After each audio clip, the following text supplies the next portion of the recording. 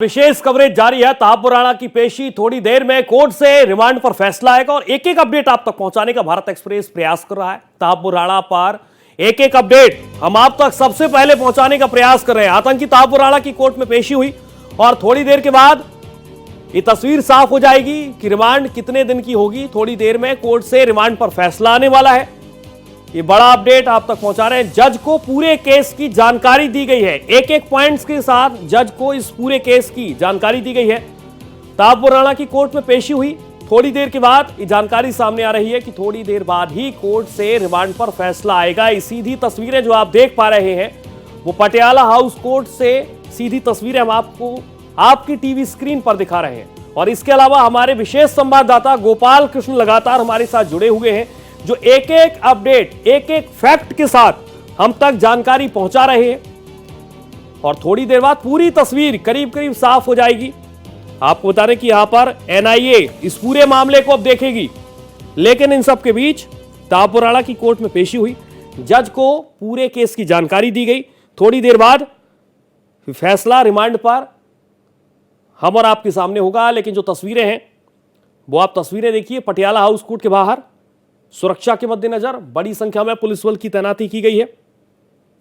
NIA ताहपुर Rana को Patiala house लेकर court पहुंची, पटियाला हाउस कोर्ट पहुंची और इसके बाद यहां से थोड़ी देर बाद ये जानकारी सामने आएगी कि कितने दिन की रिमांड दी गई है। एक बार फिर से अपने विशेष संवाददाता गोपाल कृष्ण का रुख करेंगे। गोपाल, करीब करीब वही सवाल मेरे, वही जवाब आपके, लेकिन इंतजार सिर्फ और सिर्फ रिमांड का है। कुछ खबर यह भी है कि 14 दिन की रिमांड हो सकती है, कुछ खबर यह भी सामने आ रही है कि 15 से 20 दिन की रिमांड हो सकती है। जितने ज्यादा दिन की रिमांड मिलेगी, क्या उतनी आसानी होगी एनआईए को? देखिए सूर्या, ऐसी बात नहीं है कि ज़्यादा दिन का अगर रिमांड मिल जाए तो एनआईए को ज़्यादा दिन का जो है ज़्यादा आसानी हो जाएगी, क्योंकि एनआईए के पास यह अधिकार है कि अगर किसी आतंकवादी या किसी व्यक्ति के खिलाफ यूएपीए के तहत मुकदमा दर्ज हुआ है तो फिर उसे 1 महीने तक रिमांड पर लेकर के पूछताछ कर सकती है। लेकिन यहाँ पर कई चीज़ें निकल करके सामने आई। शुरू में कहा गया कि 14 दिन की रिमांड मांगा गया, अभी कहा गया 15 दिन की, लेकिन अभी जब ऑर्डर रिजर्व किया गया है एनआईए कोर्ट द्वारा तो यह कहा जा रहा है कि 20 दिन की रिमांड की मांग की गई है एनआईए द्वारा, जिस रिमांड पर सुनवाई के बाद कोर्ट ने फैसला सुरक्षित रखा है। कुछ देर बाद कोर्ट यह तय करेगा कि कितने दिन की ताहपुर राणा को एनआईए की रिमांड पर भेजा जाए, क्योंकि जब मामले की सुनवाई हो रही थी रिमांड के दौरान तो रिमांड पर आखिर क्यों रिमांड चाहिए कोर्ट ने पूछा। तो इससे संबंधित तमाम केसेस से संबंधित रिकॉर्ड अदालत के समक्ष दिए गए, सबूत दिए गए और दलीलें दी गई कि आखिर क्यों हमें इतने दिन की रिमांड चाहिए। उन सभी दलीलों को सुनने के बाद कोर्ट ने फैसला सुरक्षित रखा है। तो कुछ देर बाद कोर्ट जो है फैसला सुनाएगा और यह तय करेगा कि ताहपुर राणा को कितने दिन की एनआईए कस्टडी में भेजा जाए। रिमांड के बाद किस तरीके की चुनौती रहने वाली है खासतौर पर एनआईए को, क्योंकि तमाम सवाल होंगे, लेकिन एक लंबा केस, एक बहुत पुराना केस है जिसे अब सुलझाने की कोशिश में होगी एनआईए की टीम। देखिए सूर्या, यह एक ऐसा 26/11 मुंबई हमला है जो पूरे देश को झकझोर कर रख दिया था। लगभग 175 लोगों की उसमें मौत हुई थी, हालांकि 9 आतंकवादी भी शामिल थे। तो एनआईए चूंकि इस मामले में टेरर फंडिंग के तहत और लार्जर कॉन्स्पिरेसी के तहत जो है वो मुकदमा अलग से दर्ज कर रखा है, जिस मामले में एनआईए इसे ताहपुर राणा से पूछताछ करेगी। लेकिन मुंबई पुलिस ने जो मुकदमा दर्ज कर रखा है, आने वाले समय में एनआईए के बाद मुंबई पुलिस भी दिल्ली पहुंचेगी और कोर्ट में अर्जी दाखिल कर कहेगी कि हमें भी इसे ट्रांजिट रिमांड पर भेजा जाए, ताकि हम जो है इससे पूछताछ कर सके, उस सिलसिले में पूछताछ कर सके जो इसने गुनाह किया है। बिल्कुल, जो इसने गुनाह किया उसके बारे में हम पूछताछ कर सकें। एक एक अपडेट हमारे साथ लगातार गोपाल हमारी संवाददाता जुड़े हुए हैं। बस थोड़ी देर बाद, जिसका इंतजार किया जा रहा है कि थोड़ी देर बाद कोर्ट से रिमांड पर फैसला आएगा, लेकिन कितने दिन की रिमांड होगी, सभी की निगाहें इसी बात पर टिकी हुई हैं। और इसके साथ पटियाला हाउस कोर्ट के बाहर ठीक जो आप तस्वीरें देख पा रहे हैं, सुरक्षा के मद्देनजर बड़ी संख्या में पुलिस बल की तैनाती की गई है। एक तरफ बड़ी कूटनीतिक जीत भारत के लिए, तो वैश्विक स्तर पर भी भारत की बड़ी जीत इसे माना जा रहा है, लेकिन इन सब के बीच जो इंतजार है वो इंतजार यही है कि कितने दिन की रिमांड होगी, क्योंकि जिस तरीके से एनआईए एक एक सवाल लेकर और रणनीति के साथ वो सवाल होंगे, ताकि एक एक सवाल जिनका जवाब लिया जाना है तहब्बुर राणा से, उसका जवाब किस तरीके से लिया जाए, क्योंकि एक बहुत पुराना और एक ऐसा केस जिसका हर किसी की जुबान पर हमेशा से जिक्र रहा है। लेकिन एक बार फिर से अपने संवाददाता गोपाल का हम रुख करेंगे। गोपाल, मीडिया का जमावड़ा है, आप भी लगातार करीब 12:15 बजने को हैं, आपकी मौजूदगी है सुबह से, तमाम केस आपने देखे हैं, लेकिन इस केस को आपकी नजरें किस तरीके से देख पा रही हैं? क्योंकि एक तरफ एनआईए की टीम है, आपने, जब मैं पिछले बुलेटिन में आपसे बात कर रहा था, जिक्र कर रहा था, तो आपने ये भी कहा कि आने वाले वक्त में ऐसा भी हम और आप देख सकते हैं कि तमाम दूसरी टीमें भी इस मामले में पूछताछ कर सकती हैं। गोपाल जी बिल्कुल सूर्या, इस बात से इनकार नहीं किया जा सकता है कि मुंबई पुलिस इस मामले में पूछताछ नहीं करेगी। मुंबई पुलिस जरूर इस मामले में पूछताछ करेगी, क्योंकि मुंबई पुलिस ने ही जो है अजमल कसाब को अंतिम मुकाम तक उसे पहुंचाया था और फांसी की सजा दिलाने में कामयाब रही थी। तो यह माना जा रहा है कि टेरर फंडिंग के अलावा जो मुंबई पुलिस ने मुकदमा दर्ज कर रखा है, तो आने वाले समय में इससे पूछताछ होगी। लेकिन तहब्बुर राणा को भारत लाने के लिए बहुत ज्यादा एजेंसियों को इंतजार करना पड़ा, क्योंकि एजेंसियां हालांकि लगातार लगी हुई थी। जब 2009 में अमेरिकी खुफिया एजेंसी FBI ने इसे गिरफ्तार किया था लसूरे तोयबा के साथ साठगांठ के आरोप में, उसके बाद से ही भारत सरकार और भारतीय एजेंसियां लगी हुई थी कि इसे भारत प्रत्यर्पण कर लाया जाना है, और इसको लेकर के वहां के निचली अदालत से लेकर के सुप्रीम कोर्ट तक वो सभी साक्ष्य प्रस्तुत किए, जो साक्ष्य अजमल कसाब को फांसी दिलाने में जो है लगाया गया था और फांसी दिलाने में कामयाब रहा था। तो वो सभी साक्ष्य वहां पर भी दिए गए थे। अजमल कसाब को उस बयान को भी दिया गया था। खुद जो हेडली है, जो इस मामले में मास्टरमाइंड में से एक कहा जा सकता है, वो सरकारी गवाह बन गया इस मामले में। तो कई सारी चीजें थी जो तहब्बुर राणा के खिलाफ गई और भारत सरकार के पक्ष में गया, और एजेंसियों को तहब्बुर राणा को भारत प्रत्यर्पण लाने में सफलता हासिल हुई। अजमल कसाब के केस को आपने देखा और उस वक्त भी जाहिर है आपके पास एक एक फैक्ट के साथ जानकारी आती रही होगी, और इस केस को आप देख पा रहे हैं, केस एक ही है, लेकिन सिर्फ और सिर्फ आरोपी और मुजरिम दो हैं, और दोनों आरोपियों के लिए एक अलग तरीके से ट्रीटमेंट करना, उनकी निगरानी रखना, चाहे वो किसी भी जेल में है या किसी भी टीम जब उनसे पूछताछ कर रही है, दोनों में क्या अंतर देख पा रहे हैं? क्योंकि केस एक ही है, सिर्फ और सिर्फ मुजरिम दो हैं। देखिए सूर्या, दोनों में अंतर है, क्योंकि अजमल कसाब को जिंदा आतंकवादी के तौर पर गिरफ्तार किया गया था और उसके बयान पर उसे फांसी की सजा दी गई थी। लेकिन तहब्बुर राणा का जहां तक सवाल है, तो इसे प्रत्यर्पण कर भारत लाया गया है, और प्रत्यर्पण जो संधि हुई है भारत और अमेरिका के बीच में, उस संधि में जितने भी देशों से संधि होती है उसमें यह कहा जाता है कि कैपिटल पनिशमेंट यानी कि मौत की सजा आप इसे नहीं देंगे, क्योंकि अगर मौत की सजा आप देते हैं तो मानवाधिकार का उल्लंघन होगा और अंतर्राष्ट्रीय मंच अदालत में जो है ये सवाल उठेंगे।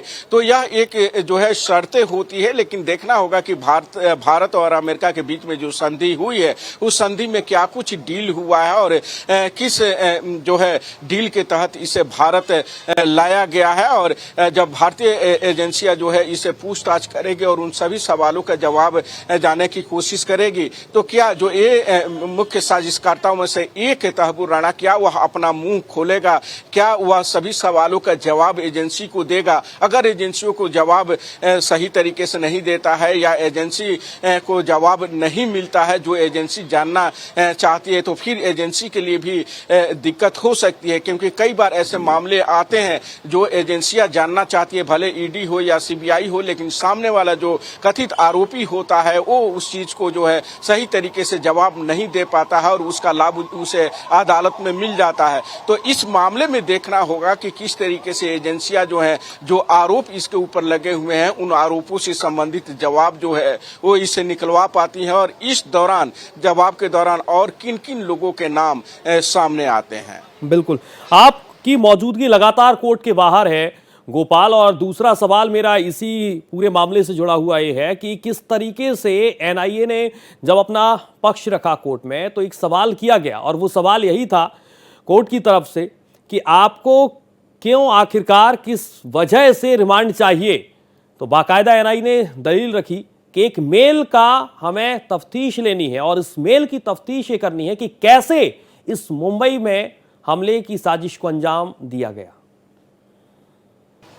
जो जानकारी मुझे मिल पा रही है सूर्या, जब भी जी बिल्कुल, जब भी किसी को पेश किया जाता हो, एनआईए पेश करे, सीबीआई पेश करे या ईडी पेश करे, तो जरूर अदालत का फर्ज बनता है और अदालत यह पूछती है कि आखिर आपको रिमांड क्यों चाहिए, इतने दिन की रिमांड क्यों चाहिए। कि कई बार होता है कि जो गुनाहगार के जो वकील होते हैं वो इसका विरोध करते हैं और कहते हैं कि इस मामले में जांच पूरी हो चुकी है, चार्जशीट दाखिल हो चुका है, इतने दिन की रिमांड की आवश्यकता नहीं है, इसे न्यायिक हिरासत में भेज दिया जाए, न्यायिक हिरासत में लेकर के भी पूछताछ हो सकती है, सवालों का जवाब लिया जा सकता है। तो ये तमाम बचाव में दलीलें दी जाती है, लेकिन एजेंसियां कहती है कि नहीं, जब तक हमें कस्टडी में लेकर के हम पूछताछ नहीं करेंगे तब तक हमारे सवालों का जवाब सही तरह से नहीं मिल पाएगा। यही कारण है सूर्या कि कोर्ट जो है पूछता है कि आखिर रिमांड क्यों चाहिए और उसका जवाब एजेंसियां जो है, सीबीआई हो, ईडी हो या एनआईए है, वो देती है और उस जवाब से अगर कोर्ट संतुष्ट हो जाता है तो फिर रिमांड की अवधि जो है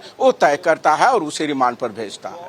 बिल्कुल गोपाल, इस पूरे मामले को आप भी देख पा रहे हैं, आपने दो बातों का जिक्र किया था और वो दो बातें यही थी कि इस पूरे केस में दो बातें बहुत महत्वपूर्ण है। एक है कि तहव्वुर राणा कनाडाई मूल का नागरिक है, पाकिस्तान वाला, लेकिन दूसरा ये है कि इसकी अमेरिका से गिरफ्तारी हुई है, मतलब साफ तौर पर भारत अमेरिका से लाया है। तीसरा ये है कि कितने दिन की रिमांड होगी। और इन तीनों मसलों को अगर हम देखें तो इसी केस से, इन तीन मामलों के साथ इस केस को आगे हम और आप और पूरा देश देख पाएगा। रिमांड, कनाडाई मूल का नागरिक और अमेरिका से संधि होकर भारत प्रत्यर्पण लाना। देखिए सूर्या, बिल्कुल आपने सही कहा, क्योंकि जो तहव्वुर राणा है वो मुख्यतः पाकिस्तान का रहने वाला है, कनाडाई नागरिकता इसे प्राप्त है, लेकिन 2008 जो है 26/11 मुंबई हमले के बाद यह भाग करके जाकर अमेरिका में छिप जाता है। 2009 में इसे एफबीआई गिरफ्तार करती है लश्कर तोयबा के 60 गार्ड के सिलसिले में और उसके बाद से वो अदालत में बंद रहता है। तो जब मामले की सुनवाई होगी और इस मामले में ट्रायल शुरू होगा तो फिर ये तमाम बातें कही जा सकती है और यह भी कहा जा सकता है कि चूंकि यह कनाडाई नागरिक है, इसलिए कनाडा के जो कानून है उसके तहत जो है इसके ऊपर कार्रवाई होनी चाहिए। लेकिन ये तकनीकी पहलू है, इस पर जो है संविधान विशेषज्ञ हैं और जो भारत और अमेरिका के बीच में जो संधि हुई है उसमें जरूर जो है इसका जिक्र किया जाएगा जब सुनवाई होगी। तो और देखना होगा कि क्या इसके खिलाफ जो संधि हुई है भारत और अमेरिका के बीच में, उस संधि के हिसाब से इस मुकदमे को आगे बढ़ाया जाएगा या फिर जो यह दावा करेगा कि कनाडाई मूल का है और उसके हिसाब से मामले को आगे बढ़ाया जाना चाहिए उसको भी कंसीडर किया जाएगा, क्योंकि उसकी दलीलें देकर के ये जरूर राहत पाने की कोशिश करेगा। हालांकि वह दलीलें जो अभी तक एजेंसियों के पास सबूत हैं और जो साक्ष्य मौजूद हैं, उन साक्ष्य सबूतों को देखते हुए वो दलीलें आने वाले समय में काम नहीं आ पाएगी, क्योंकि वही एक दलीलें और साक्ष्य थे जो अजमल कसाब को फांसी के फंदे तक जो है लटकाने में साबित हुए। तो वही साक्ष्य और सबूत जो है इसे भी अंतिम मुकाम तक पहुंचाने में जो है वो कामयाब होगी एनआईए और मुंबई पुलिस। तो देखना होगा कि जब ट्रायल शुरू होगा तो क्या कुछ दलीलें दी जाती है और ये इसके तरफ से बचाव में क्या कुछ जो है कहा जाता है, यह जो है आने वाला समय बताएगा। लेकिन जब सबसे पहला चार्जशीट इस मामले में एनआईए ने दाखिल किया था तो उस चार्जशीट में तहव्वुर राणा का नाम शामिल किया गया था। बिल्कुल, जब पहली चार्जशीट एनआईए की तरफ से दाखिल की गई थी तो उसमें तहव्वुर राणा का नाम शामिल था और यही तहव्वुर राणा जिसका लंबे समय से भारत में इंतजार किया जा रहा था कि आखिरकार कब ये भारत इसे लाया जाए और एक बड़ी कूटनीतिक जीत भारत के लिए वैश्विक स्तर पर इसे मानी जा रही है। लेकिन इन सब के बीच थोड़ी देर के बाद इंतजार वो खत्म होगा, क्योंकि रिमांड के बाद करीब करीब तस्वीर साफ होने लगेगी कि आखिरकार किस तरीके से अब इस पूरे केस को हम, आप और पूरा देश आगे बढ़ता हुआ देख पाएगा। क्योंकि एक तरफ अजमल कसाब जिसे फांसी की सजा दी गई, लेकिन दूसरा सबसे बड़ा इस केस का आरोपी तहव्वुर राणा, जिसका लंबे समय से इंतजार इस बात को लेकर किया जा रहा था कि आखिरकार इसे किस तरीके से भारत लाया जाए। भारत सबसे ज्यादा मजबूत आज इस स्थिति में आकर खड़ा है कि उसने एक ऐसे आरोपी को भारत लाकर खड़ा कर दिया है जिसका लंबे समय से इंतजार किया जा रहा था। 26/11 का इंसाफ पूरा कब होगा, ये सवाल इसलिए है क्योंकि यही वो शख्स है जिसने 26/11 एक पूरी रणनीति के साथ इस साजिश को अंजाम दिया और एक बाकायदा अलग अलग तरीके से मेल भेजे गए। इन मेल के साथ इस बात की चर्चा हुई, रणनीति बनाई गई कि कैसे मुंबई हमले का एक पूरी रणनीति के साथ एक पेपर वर्क किया गया और उसके बाद इस बड़ी साजिश को अंजाम तक पहुंचाया गया। लेकिन आज वो दिन है जब इसी आरोपी को भारत ने भारत की सरजमी पर लाकर खड़ा किया, अमेरिका से संधि करके। लगातार हमारी संवाददाता पटियाला हाउस कोर्ट से लाइव जुड़े हुए हैं, एक एक अपडेट हम तक पहुंचा रहे हैं। थोड़ी देर में कोर्ट से रिमांड पर फैसला आना है, जिसका इंतजार किया जा रहा है। कितने दिन की रिमांड होगी, क्या 14 दिन की रिमांड मिलेगी, क्या 15 से 20 दिन की रिमांड होगी, इसके लिए बस थोड़ा सा इंतजार, और उसके बाद पूरी पिक्चर करीब करीब क्लियर हो जाएगी, पूरी तस्वीर साफ हो जाएगी और एनआईए तमाम दलीलों के साथ फिर इस केस में आगे बढ़ेगा। एक बार फिर से गोपाल का रुख करेंगे। गोपाल, दो चीजें आपने बहुत महत्वपूर्ण बताई है, एक कनाडाई नागरिक और दूसरा ये कि अमेरिका से संधि। तीसरा, जब अजमल कसाब के केस को देखते हैं तो आपने जिस बात का जिक्र किया है कि वो केस बहुत अलग है, भले ही यही केस से जुड़ा हुआ आरोपी है, लेकिन वो केस बहुत अलग है, उसे हमने जिंदा पकड़ा था और इसे बाकायदा संधि लेकर हम आए हैं, एक रणनीति के साथ लेकर आए हैं। क्या आने वाले वक्त में अगर मुंबई पुलिस इस मामले में तहब्बुर राणा से पूछताछ करती है तो वो अलग अलग तरीके से जांच करेगी, क्योंकि एक तरफ मुंबई पुलिस के नजरिए से इस केस को देखेगी, एक क्राइम के नजरिए से केस को देखेगी, तो दूसरे तरफ एनआईए भी ये देखेगी कि किस रणनीति के साथ, और यही दलीलें रखी गई हैं कोर्ट में कि कौन सी रणनीति बनाई गई जिसके साथ इस साजिश को, इस पूरी साजिश को अंजाम तक पहुंचाया गया। गोपाल,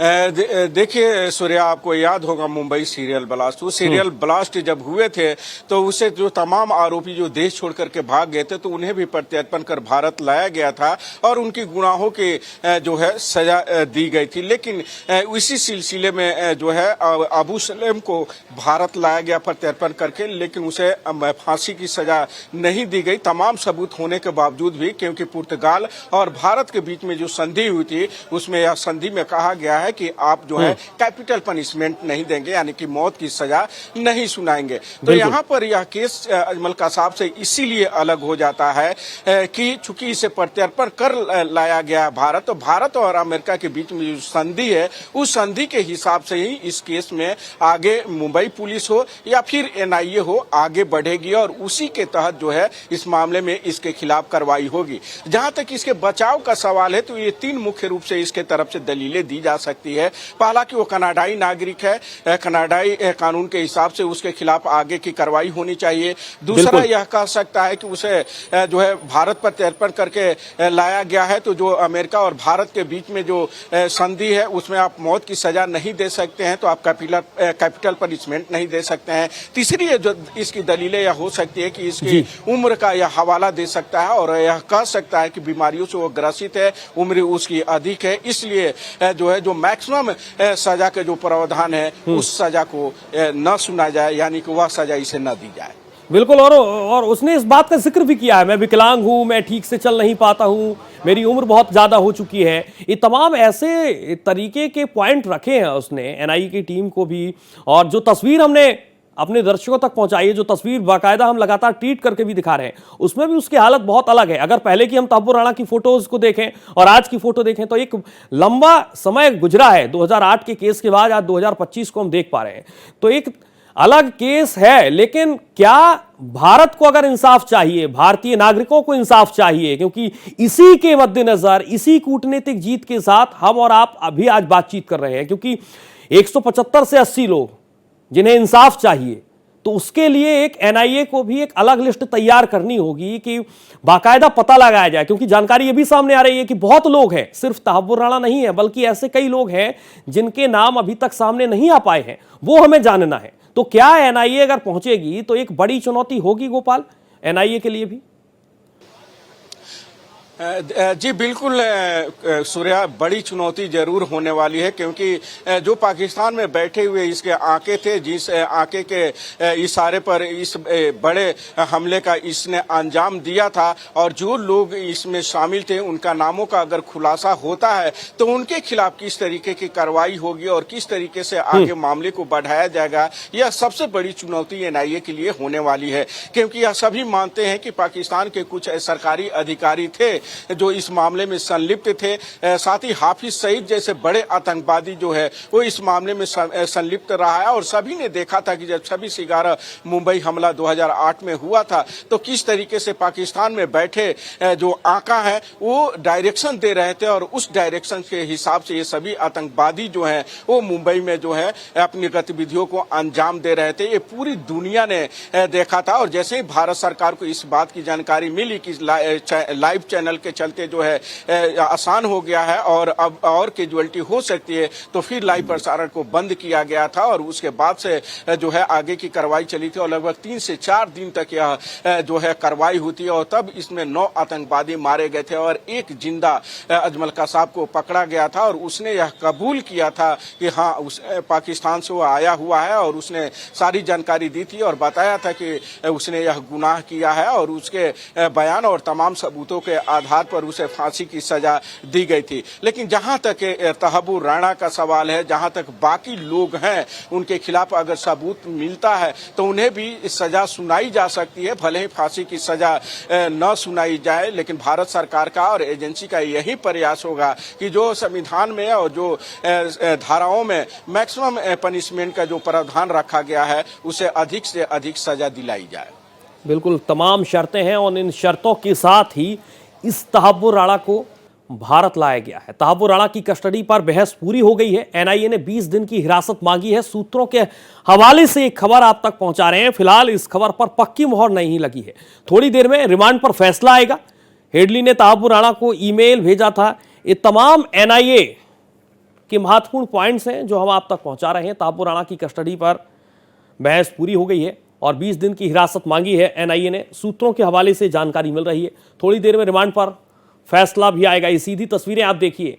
बड़ी संख्या में पुलिस बल की एक तरफ मौजूदगी है।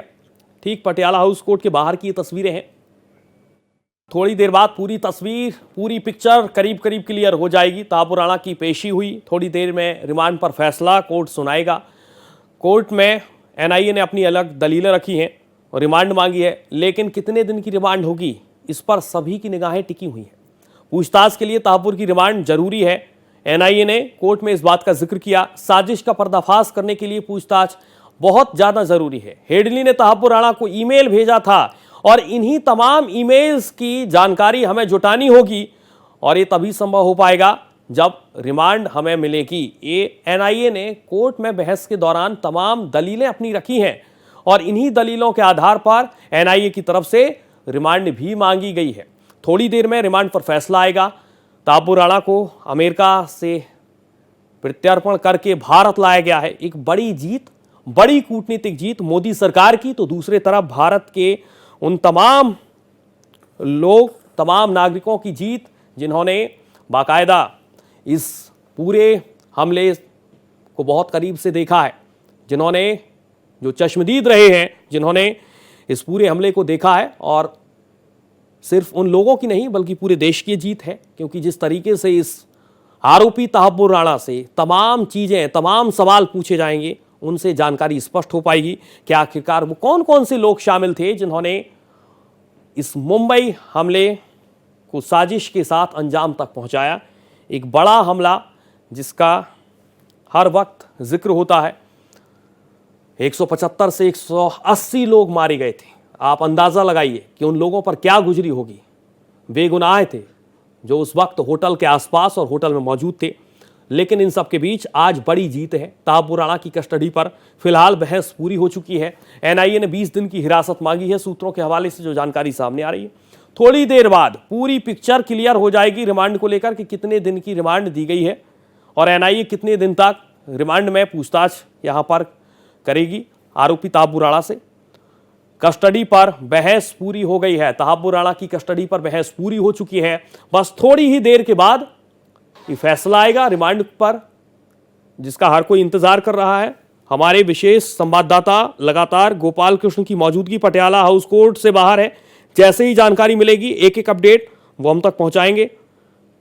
लगातार सुबह से उनकी मौजूदगी है और इस पूरे मामले को अलग अलग तरीके से, अलग अलग पॉइंट्स और जानकारी के साथ हम तक एक एक फैक्ट के साथ जानकारी पहुंचाने का हमारे विशेष संवाददाता गोपाल भी कोशिश कर रहे हैं कि एक एक जानकारी सटीक जानकारी हमारे दर्शकों तक पहुंची। अमेरिका से भारत लाए जाने के बाद तहाब्बुर राणा को कोर्ट में पेश किया गया है। पूछताछ के लिए तहाब्बुर की रिमांड जरूरी है।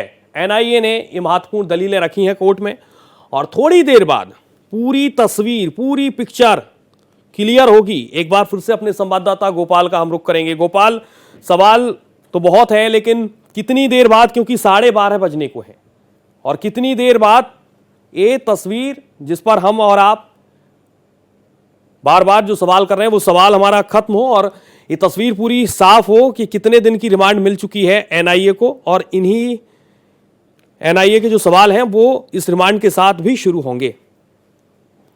सभी यही इंतजार कर रहे हैं कि आखिर एनआईए को कितने दिन की रिमांड जो है मिलती है तहाब्बुर राणा की, और उसके बाद सीधे जैसे ही रिमांड एनआईए को मिलेगी और तहाब्बुर राणा को एनआईए को सौंपा जाएगा, उसके बाद एनआईए मुख्यालय ले जाया जाएगा और वहां पर पूछताछ से शुरू होगी। लेकिन चूंकि हम सिर्फ एक कयास लगा सकते हैं, क्योंकि जब भी एनआईए का कोई मामला होता है और एनआईए कोर्ट में पेशी होती है तो उसकी सुनवाई जो है बंद कमरे में होती है, क्योंकि एनआईए के वकील और बाकी जो आरोपी को वकील होते हैं वही वहां पर मौजूद होते हैं, और इसके अलावा जज होते हैं। इसके बाकी कोई अन्य लोग वहां पर मौजूद नहीं होते हैं। इसलिए उम्मीद की जा रही है कि कुछ ही देर में इस मामले में जज अपना फैसला सुनाएंगे और यह उसके जरिए, यानी कि एनआईए के जरिए साफ हो पाएगा कि आखिर तहाब्बुर राणा को जो रिमांड की अवधि है, कितने दिन की रिमांड की अवधि उसे मिली है। लगातार आपकी नजरें भी वहीं टिकी हुई हैं जहां पर मेरी नजरें हैं। थोड़ी देर बाद रिमांड पर फैसला आएगा और पूरी तस्वीर, ये तस्वीर आप देखिए, बहुत महत्वपूर्ण है तस्वीर जो हम आप तक लगातार ट्वीट करके पहुंचा रहे हैं, और ये तस्वीर बहुत दिन बाद आई है सामने। तहाब्बुर राणा की वो तस्वीर जब 2008 और इसके ठीक पहले की तमाम तस्वीरें तहाब्बुर राणा की हमने और आपने देखी है, लेकिन जो तस्वीर है बेहद महत्वपूर्ण है। एनआईए की टीम जब तहाब्बुर राणा को लेकर पहुंची तो वही तस्वीर है। आप देखिए, सफेद बाल, सफेद दाढ़ी में ये तहाब्बुर राणा आपको नजर आ रहा होगा, जो लगातार आप तस्वीर टीवी स्क्रीन पर देख पा रहे हैं। और दूसरी तस्वीर है जब पटियाला हाउस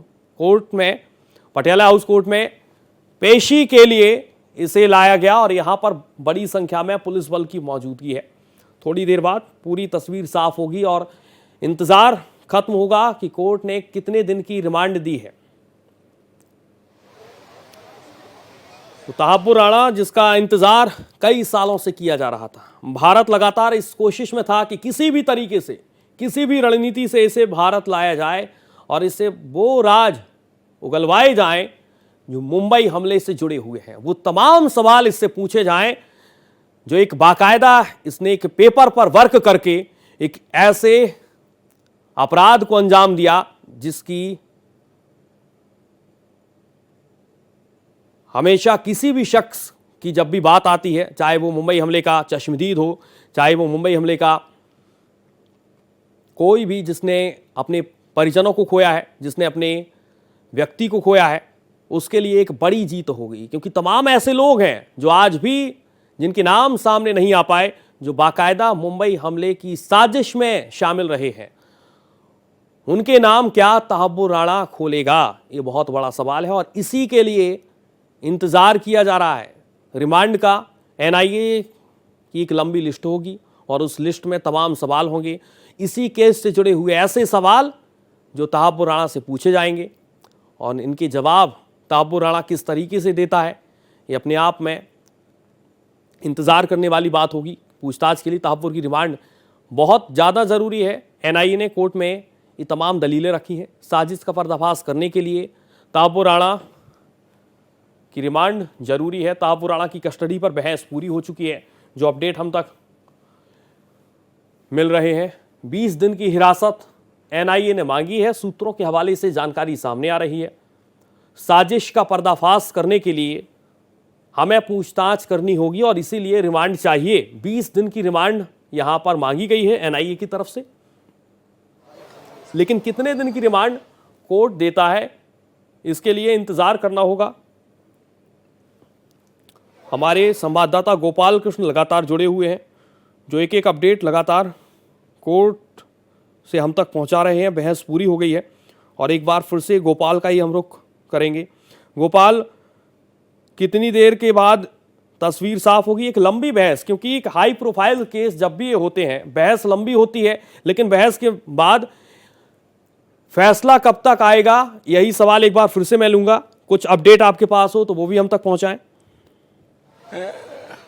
देखिए सूर्या, यह कहना बहुत मुश्किल होता है कि जब अदालत के किसी मामले में फैसला सुरक्षित रख ले तो कब तक फैसला देगी। खास करके निचली अदालतों में कोई समय सीमा नहीं होता है। कई बार अदालत बोलता है कि हम आधे घंटे बाद या 20 मिनट बाद फैसला सुनाएंगे, लेकिन वो घंटों बाद जो है फैसला सुनाती है। तो इस मामले में भी चूंकि लगभग 1.5 घंटे तक जो है वो दलीलें रखी गई है एनआईए के वकील द्वारा, तो उन सभी दलीलों को ध्यान में रखते हुए और विचार करने के बाद ही अदालत को अपने अंतिम नतीजे तक पहुंचना है। तो अदालत उन दलीलों को जो है वो विचार कर रहा है, क्योंकि यह कहा जा रहा है कि नालसा की तरफ से भी तहब्बुर राणा को एक वकील मुहैया कराया गया है, जो वकील तहब्बुर राणा का पक्ष रखे हुए थे। तो दोनों पक्षों की दलील सुनने के बाद ही अदालत जो है और उन दलीलों पर विचार करने के बाद ही अदालत जो है वो अंतिम नतीजे पर पहुंचेगा। तो कहा जा सकता है कि अब चूंकि काफी देर हो चुका है, तो किसी भी क्षण किसी भी समय इस मामले में अदालत अपना फैसला सुना सकती है। तो किसी भी क्षण किसी भी वक्त वो फैसला अदालत सुना सकती है। रिमांड को लेकर पूछताछ के लिए तहब्बुर की रिमांड बहुत ज्यादा जरूरी है। हमारे संवाददाता लगातार जुड़े हुए हैं, उनका यही कहना है कि किसी भी क्षण ये फैसला अदालत की तरफ से आ सकता है कि कितने दिन की रिमांड तहब्बुर राणा के लिए दी गई है। एनआईए लगातार दलीलें रख रहा है, बहस पूरी हो गई है और पूछताछ के लिए तहब्बुर की रिमांड जरूरी है। तमाम दलीलें कोर्ट में एनआईए ने अपनी रखी हैं, लेकिन इन सब के बीच तमाम दस्तावेज, तमाम फैक्ट्स, तमाम जानकारियां मुंबई हमले से जुड़ी हुई एनआईए के पास पहुंच चुकी हैं। ये भी अपडेट आप तक पहुंचा रहे हैं। कोई भी जानकारी ऐसी नहीं है जो एनआईए के पास ना हो, और अब एनआईए इन तमाम जानकारियों के साथ, तमाम फैक्ट के साथ इस केस में आगे बढ़ेगी। बस सिर्फ और सिर्फ अगर इंतजार है तो इंतजार है रिमांड का, कितने दिन की रिमांड मिलती है। और इसी पर हमारी, आपकी, पूरे देश की निगाहें इस वक्त टिकी हुई हैं, क्योंकि एक ऐसा हाई प्रोफाइल केस ही रहा है जिसके लिए पूरा देश इंतजार कर रहा था। तहब्बुर राणा आखिरकार कब भारत में आएगा, वो इंतजार खत्म हुआ। तो अब इंतजार है कि तहब्बुर राणा को कितने दिन की रिमांड पर भेजा जाएगा पूछताछ के लिए। एनआईए इस पूरे केस को अब देखेगी, पूछताछ करेगी, तमाम सवालों के साथ इस केस में आगे बढ़ेगी। दूसरे तरफ पूछताछ के लिए तहब्बुर की रिमांड जरूरी है। एनआईए ने कोर्ट में अपनी दलील रखी है। मेल का जिक्र हो रहा है कि तमाम मेल्स भेजे गए इस केस को लेकर। ईमेल भेजा था हेडली ने तहब्बुर राणा को, और इसी मेल पर हमें चर्चा करनी है तहब्बुर राणा के साथ, तमाम सवाल उससे पूछने हैं, और इसीलिए हमें 20 दिन की हिरासत में इसे लेना होगा। ये तमाम जब सवाल और जवाब पूछे गए, जवाब दिए गए एनआईए की तरफ से, तो उन जवाबों में यही कहा गया कि तमाम ऐसे सवाल हैं जो पूछने होंगे इस केस से जुड़े हुए, कि आखिरकार एक साजिश के तहत, एक रणनीति के साथ इस पूरे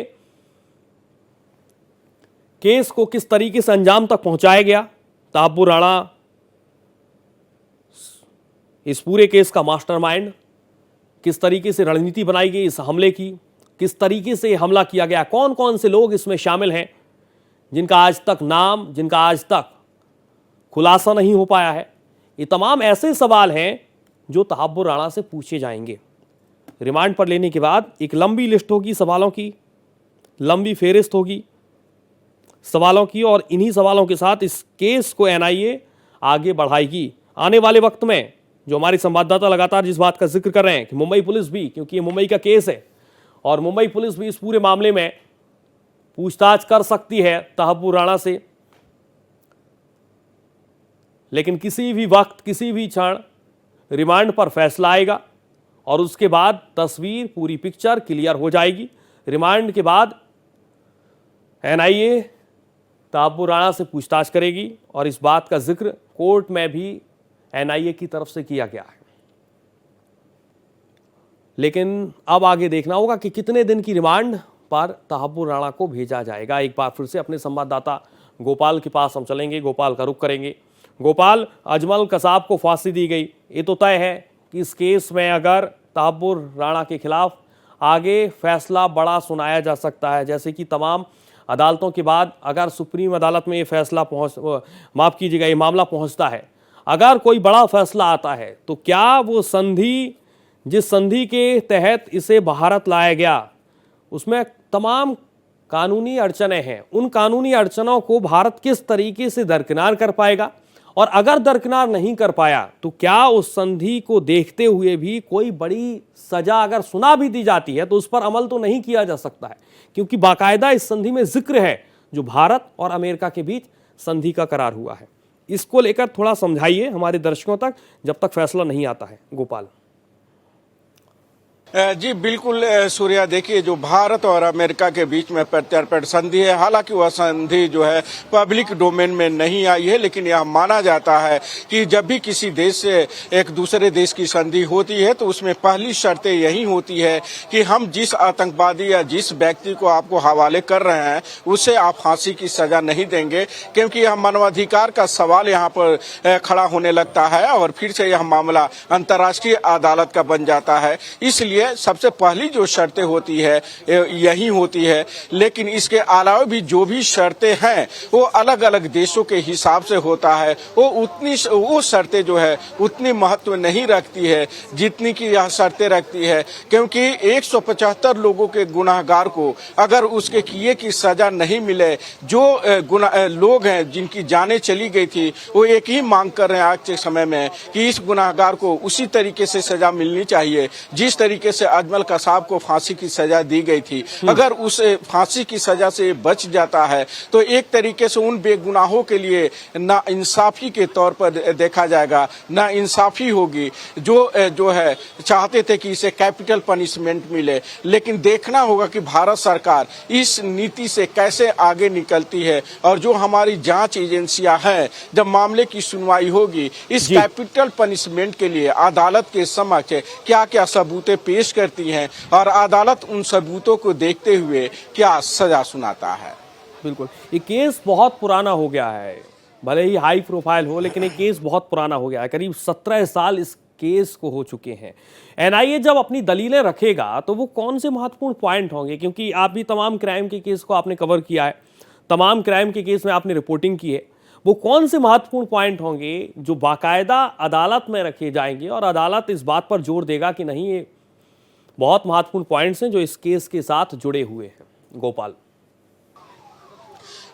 देखिए सूर्या, जहां तक इस मामले में सबूतों का सवाल है तो जो अभी तक एजेंसियों के पास सबूतों की शायद कमी नहीं है, क्योंकि अजमल कसाब को जिन सबूतों के आधार पर और साक्ष्यों के आधार पर फांसी की सजा दिलाई गई थी वो तमाम सबूत और साक्ष्य मौजूद है, क्योंकि इस मामले में बराबर के भागीदारी रहा और बराबर का यह दोषी है। क्योंकि इसके ऊपर जो आरोप लगे हुए थे, आरोप यह था कि सभी आतंकवादियों की इसने फंड मुहैया कराई थी और लार्जर कंस्पिरेसी इसने रची थी, और मुंबई हमले से पहले इसने कई राज्यों में जाकर के रैकी की थी और पूरी तैयारी होने के बाद ही समुद्री मार्ग से ये सभी 10 आतंकवादी मुंबई में दाखिल हुए थे और अपने जो है घटना को उन्होंने अंजाम दिया था, अपने मंसूबों पर कामयाब हुए थे।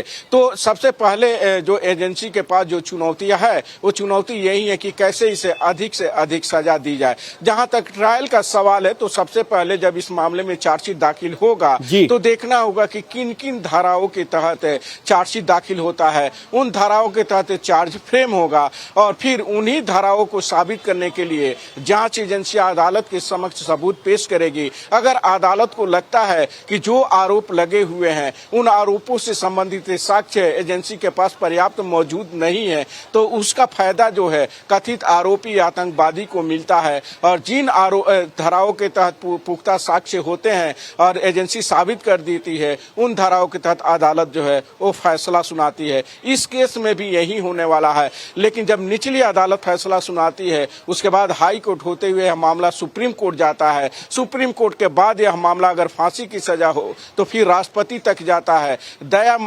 याचिका दायर की जाती है, यानी कि मर्सी पिटीशन दायर किया जाता है। तो एक लंबा प्रोसीजर है हमारे भारतीय कानून में जिसका हमें इंतजार करना होगा और देखना होगा कि जांच एजेंसियां कितना जल्दी जो है इसे अपने किए के मुकाम पर पहुंचा पाती है।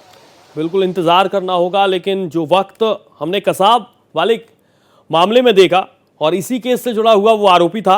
लेकिन ये आरोपी थोड़ा अलग है, थोड़ा इसलिए अलग है क्योंकि बाकायदा संधि के माध्यम से अमेरिका से इसे भारत लाया गया।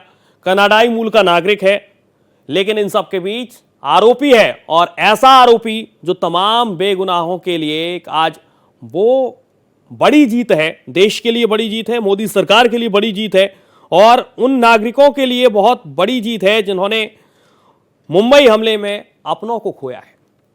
175 नागरिक, आप अंदाजा लगाइए और जरा सोचिए कि उन पर क्या गुजरी होगी, उन परिवारों पर जो आरोपी आज टीवी स्क्रीन पर आप देख पा रहे हैं। तहब्बुर राणा, मुंबई हमले का मास्टरमाइंड, जिसने एक खाका तैयार किया, जिसने तमाम मेल्स भेजे और एक रणनीति बनाई एक ऐसे हमले की जिसका आज भी जिक्र होता है, रोंगटे खड़े हो जाते हैं, क्योंकि 175 लोगों को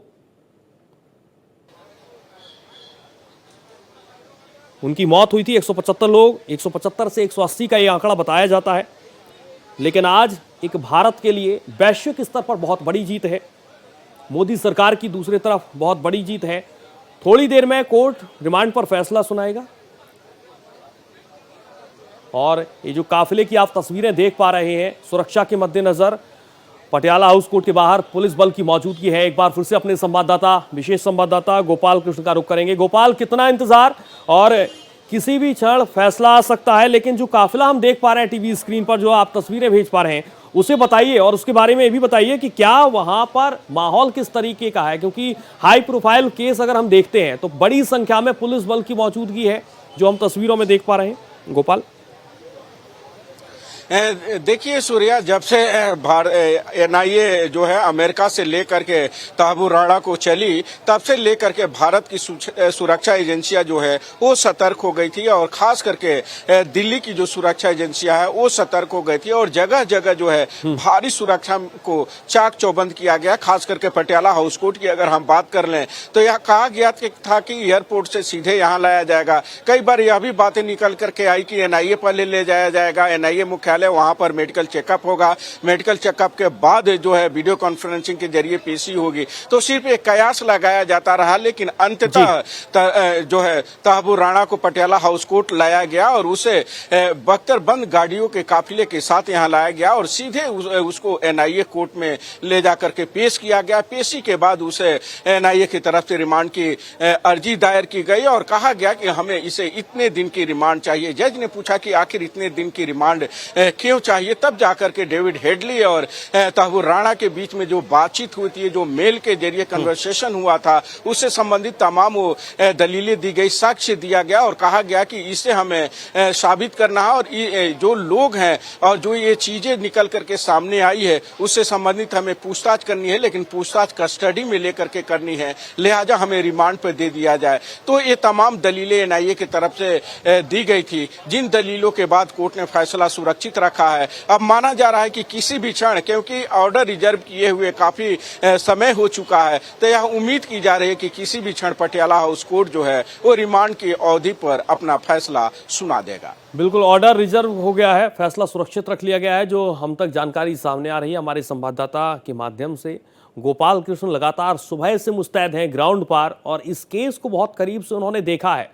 मुंबई हमले में एक एक फैक्ट के साथ हम तक जानकारी पहुंचाने का वो प्रयास कर रहे हैं।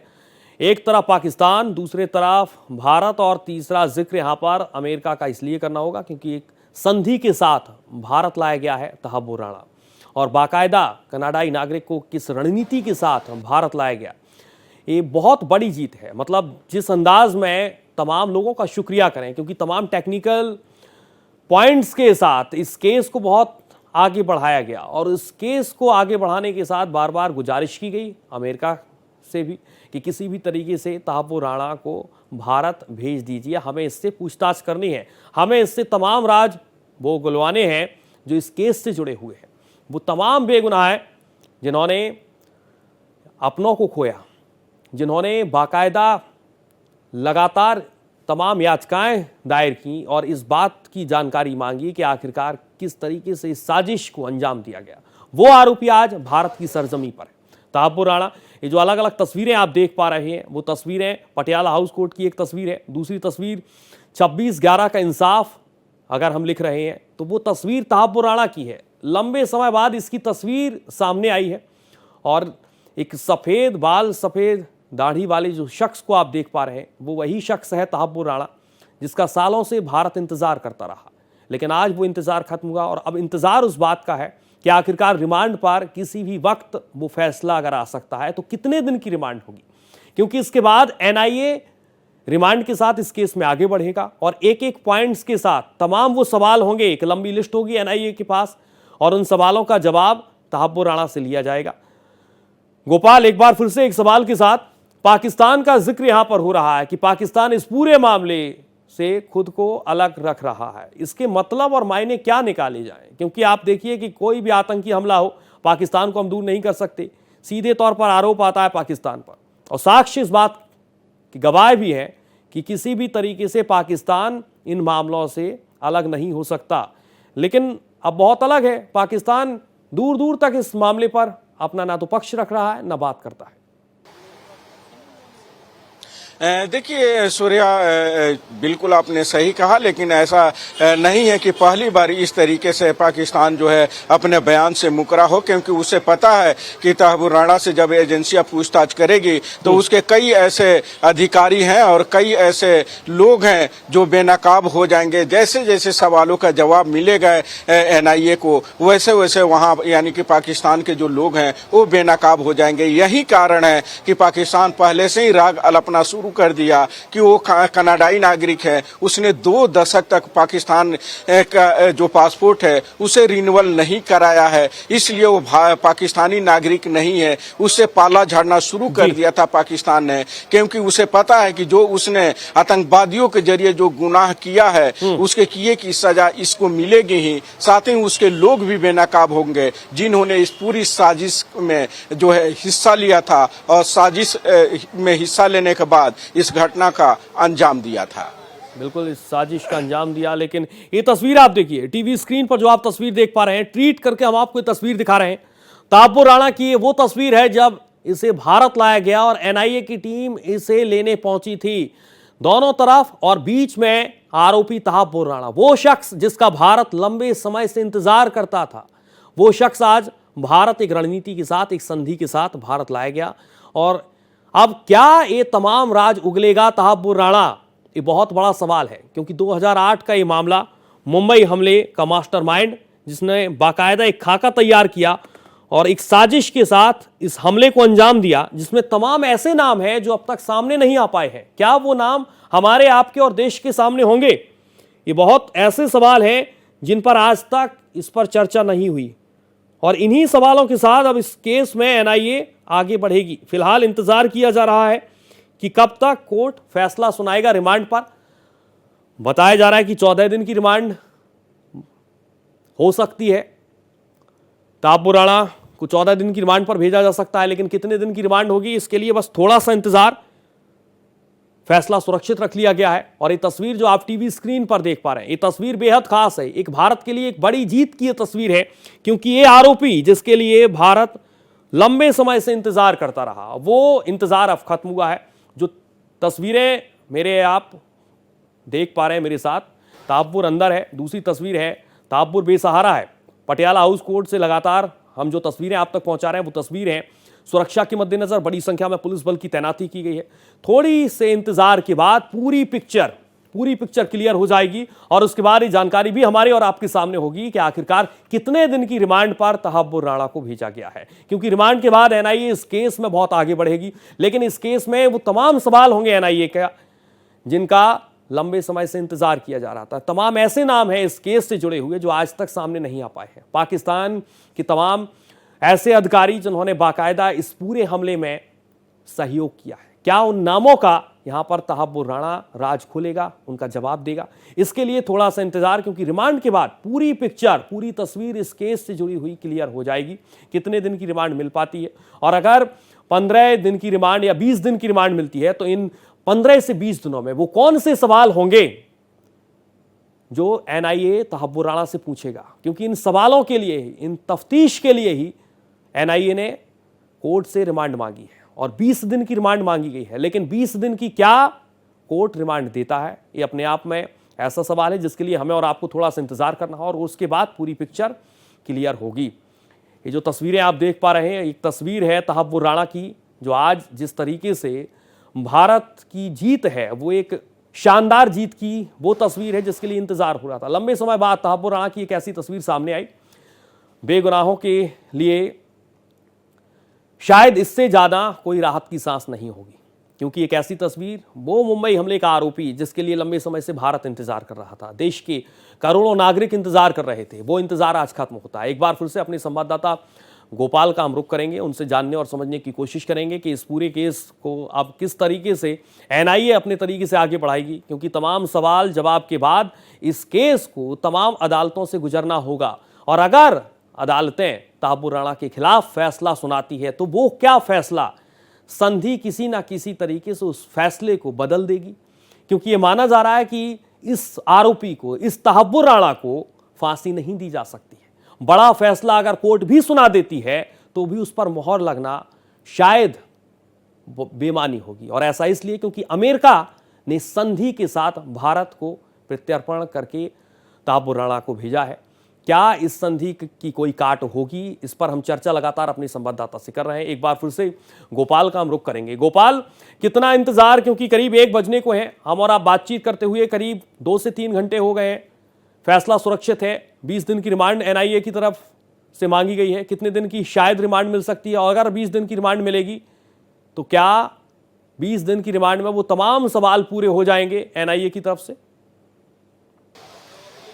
देखिए सूर्या, एनआईए ने अगर 20 दिन की रिमांड की मांग की है तो वाकई जो है एनआईए के जो टीम है उसके दिमाग में जरूर इससे संबंधित खाका तैयार किया गया होगा कि अदालत अगर 20 दिन की रिमांड पर भेजता है तो इस 20 दिन के रिमांड के दौरान उसे किन किन सवालों का जवाब चाहिए और कहां कहां ले जाना है, किन किन लोगों से पूछताछ करनी है, यह जरूर खाका तैयार किया गया होगा। तभी जाकर के एनआईए ने 20 दिन का रिमांड की मांग की है। अब अदालत जो है दलीलें सुनने के बाद वो तय करेगा कि क्या रिमांड दिया जाए, कितने दिन की रिमांड पर भेजा जाए। उसके बाद जब रिमांड पर भेजा जाएगा तो सीधे पटियाला हाउस कोर्ट से एनआईए मुख्यालय ले जाया जाएगा और हो सकता है कि बिना समय गंवाए हुए एनआईए के जो अधिकारी हैं जो इसका रिमांड का वहां पर यानी कि मुख्यालय में इंतजार कर रहे हैं कि वो आए और पूछताछ से शुरू की जाए, वो पूछताछ से शुरू करें और सवालों का जवाब जानने की कोशिश करें। लेकिन चूंकि बहुत बड़ा आतंकवादी है, इसने बहुत जो है तरीके से, चूंकि 10 साल तक पाकिस्तानी आर्मी में डॉक्टर रहा है, उसके बाद इसका झुकाव जो है आतंकवाद की तरफ बढ़ा और उसके बाद आतंकवादी गतिविधियों में संलिप्त हो गया। तो देखना होगा कि क्या एनआईए के हर सवालों का ये जवाब देता है या एनआईए के सवालों का जवाब देने से बचने की कोशिश करता है। बिल्कुल, और यही हम और आप लगातार इस पर चर्चा कर रहे हैं कि वो कौन से सवाल होंगे, क्योंकि एक लंबा समय बीत चुका है। 2008 का ये मामला है, आज हम 2025 में इस पूरे मामले पर बात कर रहे हैं, चर्चा कर रहे हैं कि कितने दिन की रिमांड होगी। अगर 20 दिन की रिमांड हुई और तमाम ऐसे सवाल हैं जो एनआईए की तरफ से पूछे जाते हैं लेकिन उनका जवाब नहीं दिया जाता है, तो क्या कोई अलग तरीके से एक रणनीति बनाई जाएगी? क्योंकि जाहिर है ये तमाम ऐसे भी सवाल एनआईए की तरफ से पूछे जाएंगे जिनका तहव्वुर राणा के पास जवाब नहीं होगा या टालता हुआ ये जवाब नजर आएगा बातचीत के दौरान। तो इसके पीछे के लिए रणनीति क्या होगी एनआईए की? क्योंकि ये हाई प्रोफाइल केस है और हाई प्रोफाइल केस के लिए तमाम अलग अलग टीमें भी हमने देखी हैं कि तैनात की गई हैं। बातचीत के जरिए किसी भी तरीके से ऐसा ट्रीट किया जाए कि इसे ऐसे राज उगलवाए जाएं, तमाम नाम सामने लाए जाएं जो इस केस से जुड़े हुए हैं।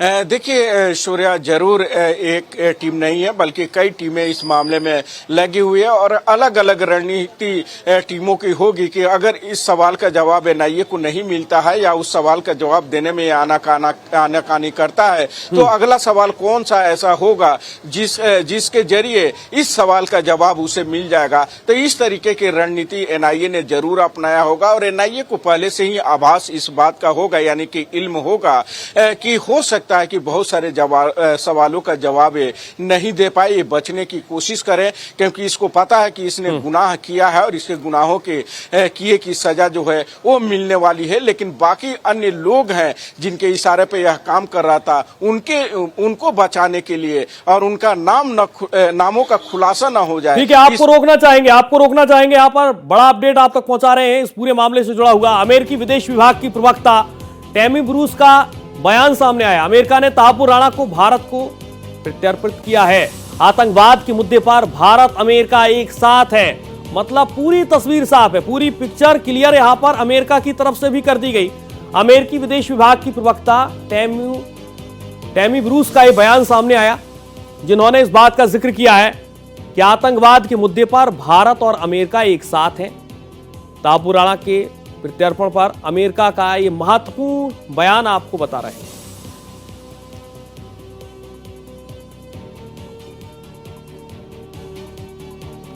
आतंकवाद के मुद्दे पर भारत अमेरिका एक साथ है, और इस बयान को किस तरीके से देखा जाए, और इसी पर हम एक बार फिर से अपने संवाददाता गोपाल का रुख करेंगे। गोपाल, अमेरिकी विदेश विभाग की प्रवक्ता का बयान सामने आया है और उनका यह मानना है कि आतंकवाद पर हमारी दो राय नहीं है, सिर्फ और सिर्फ भारत के साथ है।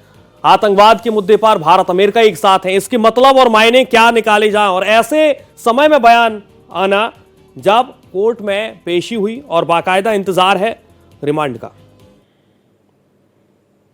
देखिए सूर्या, बहुत अच्छा सवाल आपने किया, क्योंकि जब 26/11 आतंकवादी हमला हुआ था मुंबई में, उस दौरान पूरे देश को ही नहीं बल्कि पूरी दुनिया को इस हमले ने हिला कर रख दिया था। और उसी समय भारत सरकार ने यह प्रण लिया था कि आतंकवाद से पूरी दुनिया को खत्म करना है, और इसके लिए प्रधानमंत्री नरेंद्र मोदी ने अलग अलग देशों में जाकर के इस मुद्दे को उठाया था, और अमेरिका जैसे शक्तिशाली देशों को अपने जो है साथ लेने की कोशिश की गई थी, और अमेरिका ने पूरा सहयोग भी किया था। और यही सहयोग का नतीजा है कि तहापुर राणा को आप भारत में देख रहे हैं। नहीं तो शायद अगर प्रयास नहीं किया गया होता और इस तरीके से आतंकवाद के खिलाफ लड़ाई नहीं लड़ी गई होती, तो शायद ये यहाँ पर नहीं आता, किसी न किसी तरीके से वो बच जाता। हालांकि बचने की उसने तमाम कोशिशें की, बीमारी तक का हवाला दिया, लेकिन वो तमाम दलीलें जो है वो काम नहीं आई, क्योंकि अमेरिका जो है भारत के साथ था। यही कारण है कि उसे भारत लाने में जो है केंद्र सरकार और एनआईए को सफलता मिली है। बिल्कुल, एक बड़ी सफलता है और एक बड़ी कूटनीतिक जीत है। गोपाल, वैश्विक स्तर पर हमने देखा है भारत और अमेरिका जब एक साथ तमाम मंचों पर बातचीत करते हैं, तमाम देशों के राष्ट्राध्यक्षों की वहां पर मौजूदगी रहती है, तो एक बात साफ है, और पूरी पिक्चर अमेरिका अलग अलग वैश्विक मंचों पर साफ हर बार उसकी तरफ से की गई है कि किसी भी तरीके से अगर आतंकवाद पर लगाम लगानी है तो जैसा भारत का रुख है आतंकवाद को लेकर, वैसा ही रुख अमेरिका का है।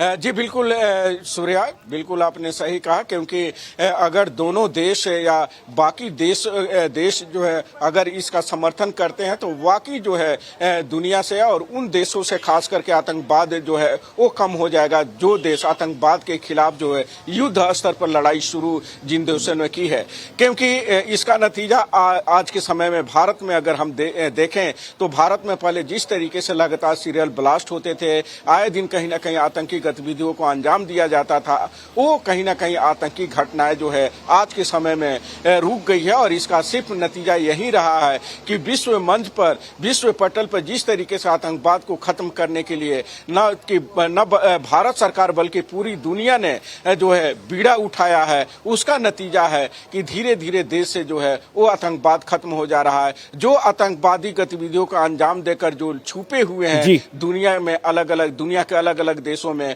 वो कहीं ना कहीं अपने किए की सजा भुगतने के लिए तैयार हो जाएंगे, क्योंकि जो देश है वो कहीं ना कहीं यह मानता है कि आतंकवाद का कोई धर्म नहीं होता है, कोई जाति नहीं होती है, कोई रास्ता नहीं होता है, इसलिए उसके किए की सजा मिलनी चाहिए। और जिसका उद्देश्य यही हो तो आप समझ सकते हैं कि वो कहीं भी छुप कर क्यों ना बैठा हो, उसके किए की सजा हर हाल में मिलेगी। बिल्कुल, आतंकवाद पर एक अमेरिका का बहुत महत्वपूर्ण बयान सामने आया और ऐसे वक्त में आया है जब तहापुर राणा को कोर्ट में पेश किया गया। उसकी रिमांड मांगी गई एनआईए की तरफ से और 20 दिन की रिमांड मांगी गई है, लेकिन इन 20 दिनों पर क्या कोर्ट की मोहर लगती है? फैसला रिमांड पर सुरक्षित रख लिया गया है। किसी भी वक्त, किसी भी क्षण रिमांड पर फैसला सुनाया जा सकता है। लगातार हमारे संवाददाता गोपाल कृष्ण जुड़े हुए हैं लाइव। जो तस्वीर आप देख पा रहे हैं वो तस्वीर है पटियाला हाउस कोर्ट के बाहर की ठीक तस्वीर, जहां पर पुलिस बल की मौजूदगी है और थोड़ी देर बाद इंतजार है और उसी का इंतजार हम सब कर रहे हैं, पूरा देश कर रहा है कि कितने दिन की रिमांड, क्योंकि इसी रिमांड के साथ एनआईए इस पूरे केस में आगे बढ़ेगी। जितने दिन की रिमांड मिलेगी उतने दिन क्या एनआईए कि कौन से वो सवाल होंगे, कितने दिन एनआईए पूछताछ करेगी, इसके लिए थोड़ा सा इंतजार और उसके बाद पूरी तस्वीर, पूरी पिक्चर लगभग क्लियर हो जाएगी कि तहाब्बुर राणा को कितने दिन की रिमांड पर भेजा गया है और इतने दिन की रिमांड में एनआईए के वो कौन से सवाल होंगे जो तहाब्बुर राणा से पूछे जाएंगे। क्योंकि 2008 का ये मामला है, आज 2025 है और इन 17 सालों के बीच का फासला बहुत लंबा है। लेकिन इस फासले के बीच वो बेगुनाह आज भी इंतजार कर रहे हैं कि किसी भी तरीके से उन्हें इंसाफ मिले और इंसाफ अगर मिलेगा तो तहाब्बुर राणा पर जो अदालत फैसला सुनाएगी लंबे इंतजार की बात, क्योंकि 4 साल अजमल कसाब के केस को हमने देखा और उसके बाद उसे फांसी की सजा सुनाई गई। क्या इतना इंतजार इस तहाब्बुर राणा को आरोपी के तौर पर देखने पर हमें और आपको करना होगा, या बहुत जल्द एनआईए इस मामले पर चार्जशीट दाखिल करेगी, एक के बाद एक चार्जशीट दाखिल करेगी और उसके बाद एक बड़ा और ऐसा फैसला जो लोगों के लिए नजीर बनेगा, बेगुनाहों के लिए बाकायदा राहत की सांस की खबर होगी जब इस पर फैसला सुनाया जाएगा। लगातार अलग अलग जगहों से हम आप तक जानकारियां पहुंचा रहे हैं इस केस से जुड़ी हुई। हमारे संवाददाता गोपाल कृष्ण की मौजूदगी भी है, लेकिन अपडेट थोड़ी देर के बाद पूरी जानकारी सामने होगी रिमांड को लेकर कि कितनी दिन की रिमांड यहां पर मिली है और एनआईए किस तरीके से अब रिमांड के बाद इस केस में आगे बढ़ेगा।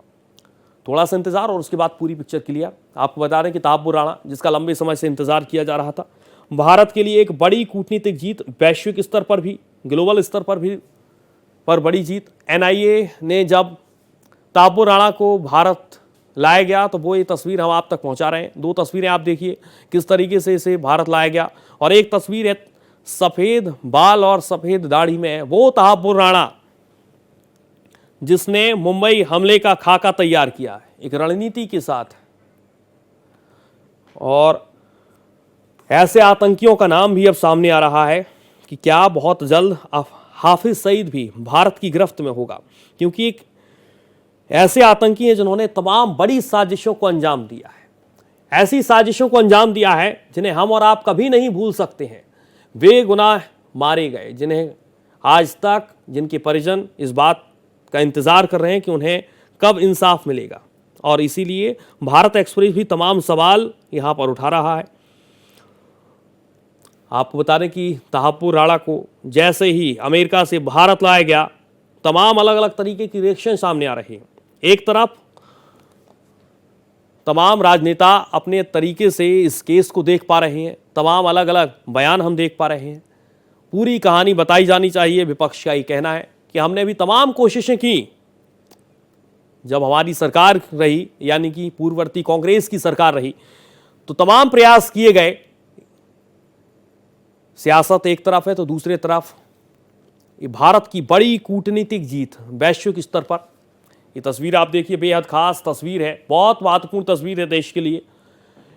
एक ऐसे आरोपी, एक ऐसे आतंकवादी जिसने बाकायदा तमाम अलग अलग तरीके से रणनीति बनाकर मुंबई हमले को अंजाम तक पहुंचाया। तहाब्बुर राणा को पटियाला हाउस कोर्ट में पेश किया गया। थोड़ी देर बाद फैसला सुनाया जाएगा रिमांड को लेकर और उसके बाद ये पता चल पाएगा कि कितने दिन की रिमांड दी गई है, कितने दिन की रिमांड में एनआईए पूछताछ करेगा। तहाब्बुर राणा से तमाम सवाल होंगे और कितने सवालों के तहाब्बुर राणा जवाब देगा, ये भी बहुत महत्वपूर्ण सवाल है। अलग अलग रिएक्शन सुबह से ही सामने आ रहे हैं और उसके बाद थोड़ी देर बाद पूरी तस्वीर साफ होगी, ये जानकारी सामने आएगी। सबसे पहले भारत एक्सप्रेस आप तक पहुंचाएगा रिमांड को लेकर कि कितने दिन की रिमांड तहाब्बुर राणा, कितने दिन की रिमांड में भेजा गया है। ये 3 तस्वीरें आप देखिए, एक तरफ काफिला है, वही काफिला जब तहाब्बुर राणा को लाया गया, दूसरी तस्वीर है तहाब्बुर राणा की और तीसरी तस्वीर पटियाला हाउस कोर्ट की बाहर की तस्वीर है, जहां पर सुरक्षा के मद्देनजर बड़ी संख्या में पुलिस बल की मौजूदगी है। तो ये 3 तस्वीरें हैं। रिमांड को लेकर फैसला सुरक्षित रख लिया गया है। किसी भी वक्त फैसला आ सकता है रिमांड को लेकर कि कितने दिन की रिमांड पर तहब्बुर राणा को भेजा गया है। पूरा हिसाब होगा। भारत एक्सप्रेस तमाम अलग अलग तरीके के सवाल यहां पर तहब्बुर राणा मामले पर। 2 तस्वीरें आप देखिए। एक तरफ तस्वीर है तहब्बुर राणा की। लंबे समय से जिस शख्स का इंतजार किया जा रहा था वो इंतजार खत्म हो गया, लेकिन अब एक इंतजार है कि कितने दिन की रिमांड पर इस आरोपी को भेजा जाएगा। क्योंकि एक ऐसे हमले का आरोपी जो आज भी वो तारीख नहीं भूलती है, 26/11। मुंबई के तमाम बेगुनाह जो हमारे और आपके बीच आज नहीं है, उनके लिए आज हम और आप बातचीत कर रहे हैं और इसी पर बातचीत हो रही है कि कब उन्हें यहां पर किस तरीके से इसको अगर सजा मिलती है, यानी कि तहब्बुर राणा को सजा सुनाई देती है, तो तमाम कानूनी अड़चने हैं। अगर फांसी की सजा सुना भी दी जाती है तो क्या तहब्बुर राणा को फांसी दी जाएगी, इस पर हम बात नहीं कर सकते, क्योंकि अमेरिका से संधि के साथ इस व्यक्ति को भारत लाया गया है।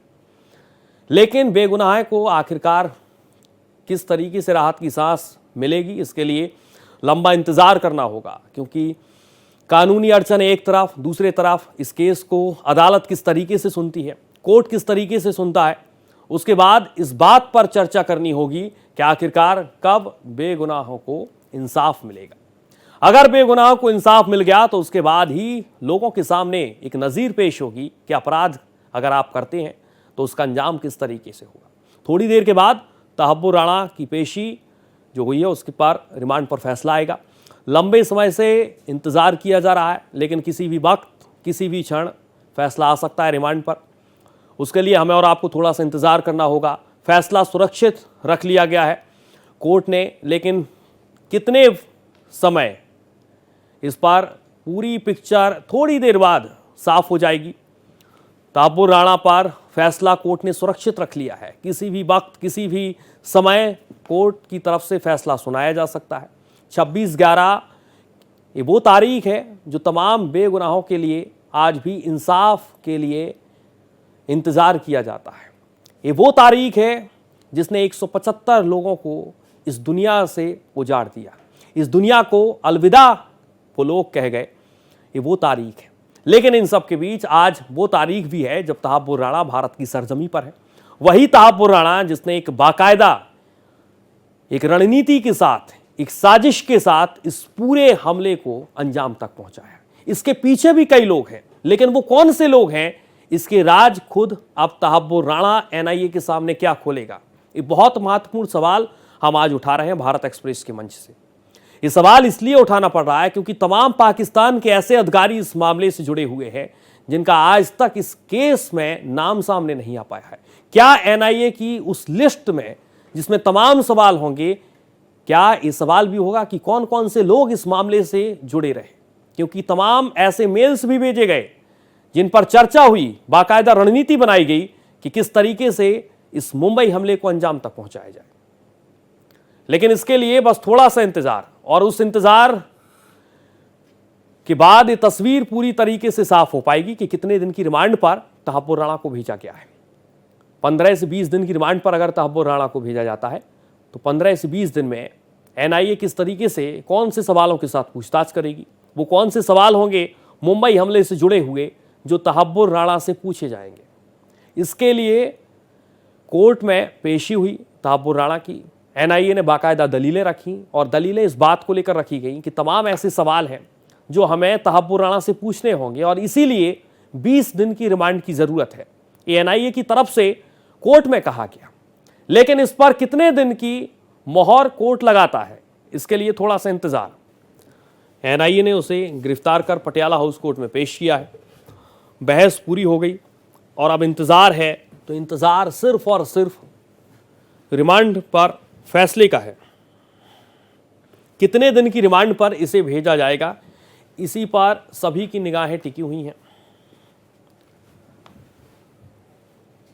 अब आपको ग्राफिक्स के जरिए हम समझाने की कोशिश करते हैं कि तहब्बुर राणा कौन है। 26/11 हमले में तहब्बुर का रोल बहुत अहम है। प्लानिंग की गई एक रणनीति के साथ 2008 में लश्कर के साथ प्लानिंग की गई। दोस्त हेडली को इसी साजिश को अंजाम देने के लिए मुंबई भेजा गया। हेडली को भारत का वीजा तक दिलवाया और इसमें अहम किरदार निभाया इसी तहब्बुर राणा ने। इमिग्रेशन ऑफिस से बाकायदा जासूसी कराई गई। मेजर इकबाल को जानकारी देता रहा। लश्कर आईएसआई से संपर्क भी करता रहा। हमले से पहले मुंबई आया। 11 और 21 नवंबर 2008 का जिक्र भी यहां पर करना होगा। जून 2006 में साजिश की शुरुआत करता है यहां से तहब्बुर राणा। हेडली अमेरिका लाया और राणा से मुलाकात की। 2008 में लश्कर के साथ भी प्लानिंग की गई। दोस्त हेडली को एक रणनीति के साथ इसी साजिश के लिए मुंबई भेजा। हेडली को भारत का वीजा भी दिलवाया। इमिग्रेशन ऑफिस से जासूसी भी कराई गई।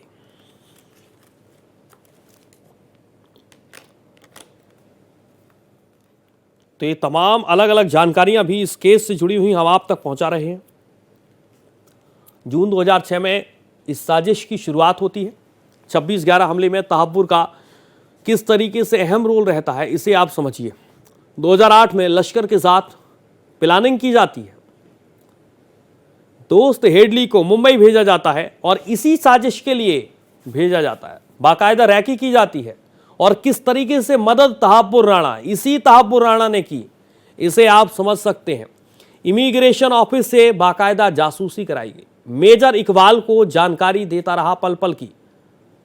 11 से 21 नवंबर 2008 में पवई में, अब आप इसे समझिए, ISI chief major Iqbal, major Sameer Ali, colonel Hamza, colonel Shah, ये तमाम वो लोग हैं जो इस केस से जुड़े हैं। हाफिज सईद, साजिद मीर, तहब्बुर राणा और डेविड हेडली। ये अलग अलग तरीके से इस केस को आप देख सकते हैं, समझ सकते हैं कि किस तरीके से लोग इस केस के साथ जुड़े रहे। बाकायदा एक चैन के साथ इस साजिश को अंजाम दिया गया, एक चैन सिस्टम बनाया गया और किस तरीके से वो चैन सिस्टम बनाया गया इसे हमने आपको ग्राफिक्स के जरिए समझाने की कोशिश भी की।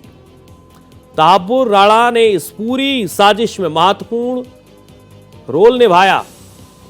अब ऐसे सवाल हैं कि आखिरकार इस साजिश के लिए पैसा कहां से आया, किसने इस साजिश के लिए पैसा इकट्ठा किया। आतंकी संगठनों से जोड़ बताया जा रहा है। प्लानिंग, साजो सामान का पूरा आतंकी नेटवर्क बताया जा रहा है। पाक सेना की ट्रेनिंग में आखिरकार क्या भूमिका रही, ये बहुत महत्वपूर्ण सवाल है। और हमले के लिए पैसा कहां से आया, भारत में स्लीपर सेल का जाल कहां तक है, इसका अंदाजा आप भी नहीं लगा सकते। ये बहुत महत्वपूर्ण सवाल है। आतंकी संगठनों से जोड़, तो दूसरा प्लानिंग, साजो सामान का पूरा आतंकी नेटवर्क। पाक सेना की ट्रेनिंग की क्या भूमिका रही है, हमले के लिए आखिरकार इतना पैसा कहां से आया, कहां से फंडिंग हुई, इस पूरी साजिश के लिए कितने लोगों ने फंडिंग की, वो सवाल हैं जो इस केस से जुड़े हुए हैं। साल 2011 में एनआईए ने चार्जशीट इस मामले में दाखिल की थी। 4 दिसंबर 2019 को पहली बार प्रत्यर्पण की मांग की गई, यानी कि तहब्बुर राणा के प्रत्यर्पण की मांग की गई। डिप्लोमेटिक चैनल से राणा के प्रत्यर्पण की मांग की गई। 10 जून 2020 को अस्थायी गिरफ्तारी की मांग की गई। इसके अलावा फरवरी 2021 में भारत ने अमेरिकी न्याय विभाग को एक नोट भेजा। आधिकारिक तौर पर प्रत्यर्पण की मांग को लेकर ये नोट भेजा गया था। 22 जून 2021 को अमेरिका की संघीय अदालत में सुनवाई हुई इस पूरे मामले को लेकर। संघीय अदालत में राणा के प्रत्यर्पण को लेकर भारत ने सबूत भी पेश किए। अब आपको बता दें कि तहब्बुर राणा आखिरकार कौन है। पाकिस्तानी मूल का कनाडाई नागरिक है। साल 1997 में पाकिस्तान छोड़कर कनाडा आया। यहां पर उसने कनाडा की नागरिकता ले ली 2001 में। और उसके बाद तहब्बुर राणा पाकिस्तान की सेना में भी डॉक्टर था। लंबे समय तक उसने बतौर डॉक्टर काम किया। राणा पाकिस्तानी मूल का कनाडाई नागरिक है। साल 1997 में इसने पाकिस्तान छोड़ दिया, ये कनाडा चला गया। साल 2001 में कनाडा की नागरिकता इसे मिल गई और ये कनाडाई मूल का नागरिक बन गया। पाकिस्तान की सेना में ये डॉक्टर था। राणा पाकिस्तानी मूल का कनाडाई नागरिक है। 1997 में इसने पाकिस्तान को छोड़ दिया और ये कनाडा पहुंच गया। साल 2001 में इसे कनाडा की नागरिकता मिल गई। तहापुर राणा पाकिस्तान की सेना में बतौर डॉक्टर काम कर चुका है।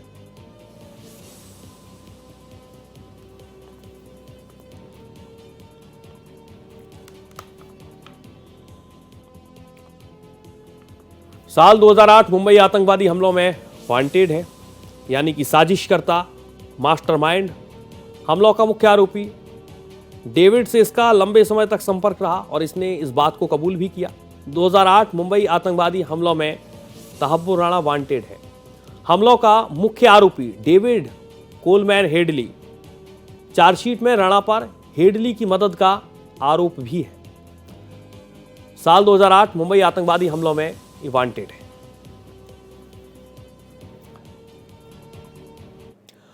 आतंकियों पर नकेल कसने की दिशा में मोदी सरकार की यह बड़ी कूटनीतिक जीत भी है। मुंबई हमले का मास्टरमाइंड तहापुर राणा भारत के शिकंजे में है।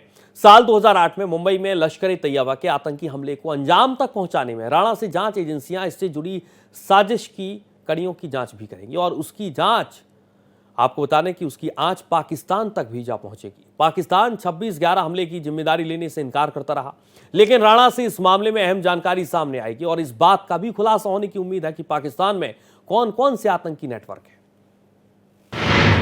पाक होगा बेनकाब।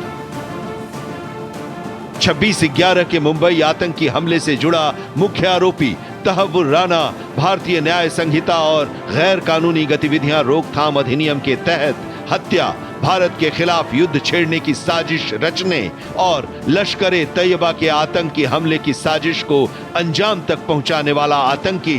पेशे से डॉक्टर राणा इंसानियत का सबसे बड़ा दुश्मन है। उसके कई चेहरे हैं। भारत के लिए गहरी नफरत करने वाला कट्टरपंथी और लश्कर ए तैयबा का ये आतंकी पाकिस्तानी खुफिया एजेंसी ISI के मेजर इकबाल के भरोसेमंदों में से एक है। वही मेजर इकबाल जिसने मुंबई हमलों की साजिश को अंजाम देने के लिए समुद्री रास्ते का इस्तेमाल करने का पूरा खाका तैयार किया था। मुंबई पर हुए आतंकी हमले के लिए तहापुर राणा ने डेविड कोलमैन हेडली के साथ मिलकर आतंकी हमले का रास्ता साफ किया था। 26/11 को मुंबई में हुए आतंकी हमले को भारत ने पाकिस्तान की तरफ से अघोषित युद्ध माना था और जवाबी कार्रवाई की मांग शुरू कर दी थी। राणा को भारत लाने के लिए जांच एजेंसियां पिछले 17 सालों से कोशिश कर रही थीं। अब वो भारतीय जांच एजेंसियों के शिकंजे में है। प्रधानमंत्री नरेंद्र मोदी आतंक के खिलाफ जीरो टॉलरेंस की नीति पर अमल कर रहे हैं और दुनिया भर में छिपे आतंकियों पर लगातार चोट की जा रही है। पिछले दिनों पीएम मोदी की अमेरिका यात्रा में आतंकी राणा को भारत को सौंपे जाने की बात की गई थी और अमेरिकी राष्ट्रपति डोनाल्ड ट्रंप ने इस पर अपनी सहमति दी थी। राणा के प्रत्यर्पण पर ट्रंप की मुहर लगने के बाद राणा ने फिर से कोर्ट का दरवाजा खटखटाया और उसने पाकिस्तानी मुस्लिम होने से लेकर तमाम तरह की दलीलें दी, लेकिन अमेरिकी कोर्ट ने उसे किसी तरह की राहत देने से साफ इनकार कर दिया।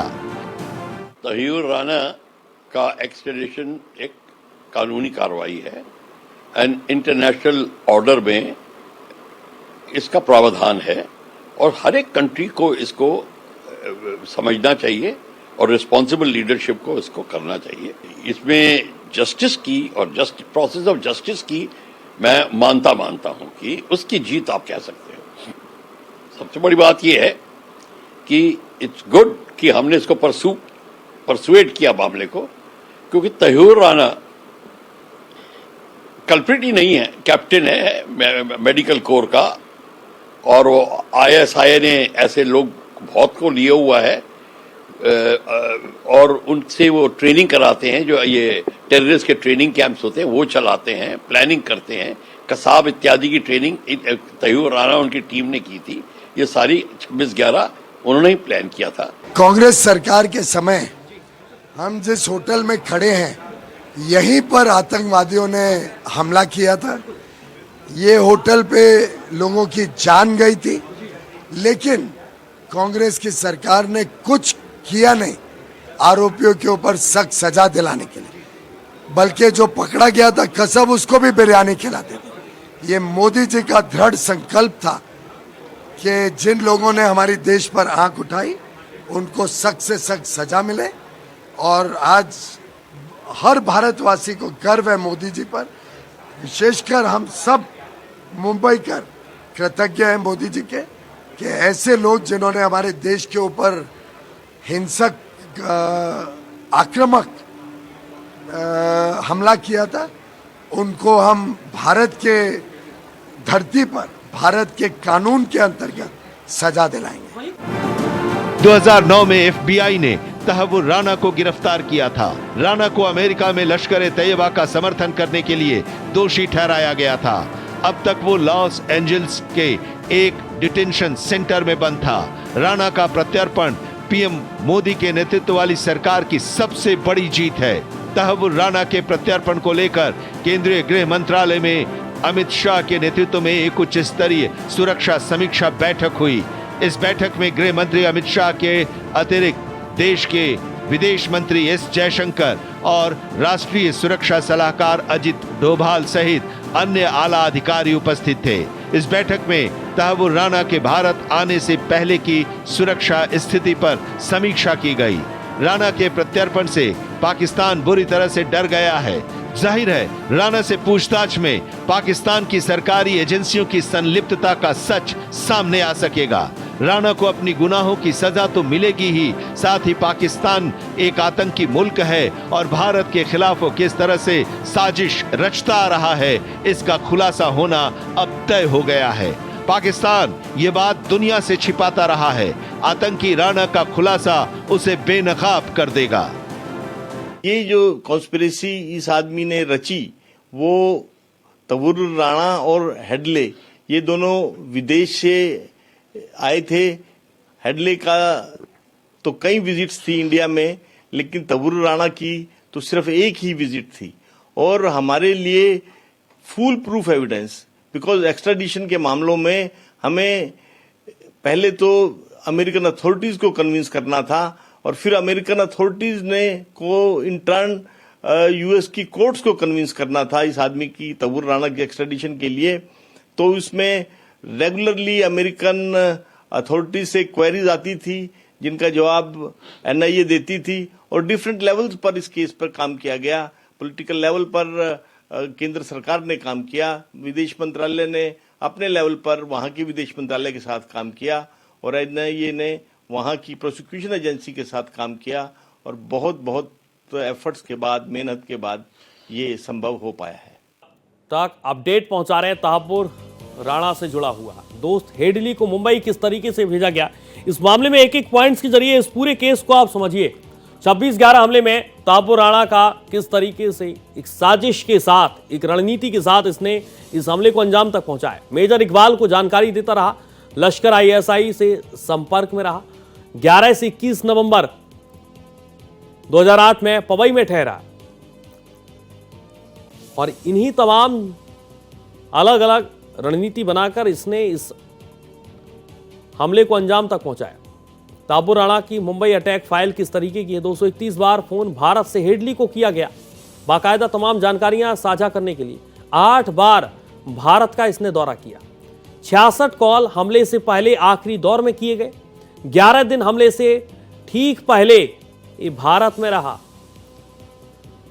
और इन्हीं तमाम रणनीति बनाने के साथ फिर इसने 2008 में इस हमले को अंजाम दिया और इसमें मुख्य साजिशकर्ता के तौर पर तहव्वुर राणा का नाम सामने आता है। 2008 में लश्कर के साथ एक प्लानिंग की गई।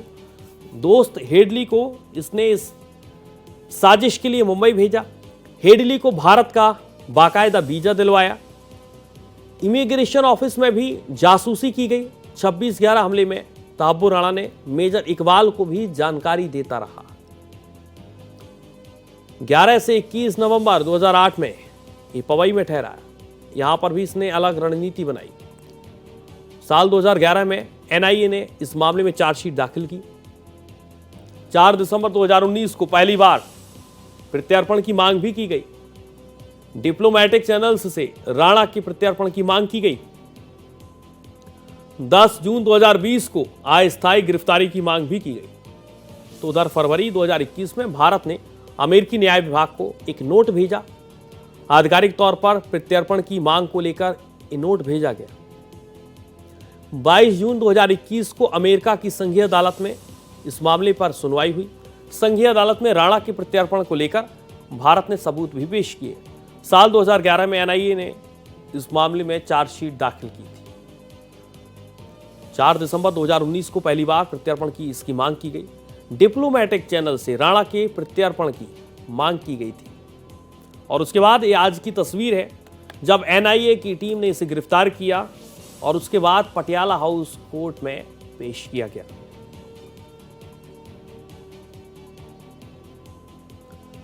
तो अलग अलग जानकारियां आप तक इस केस से जुड़ी हुई, इस मामले से जुड़ी हुई हम पहुंचा रहे हैं।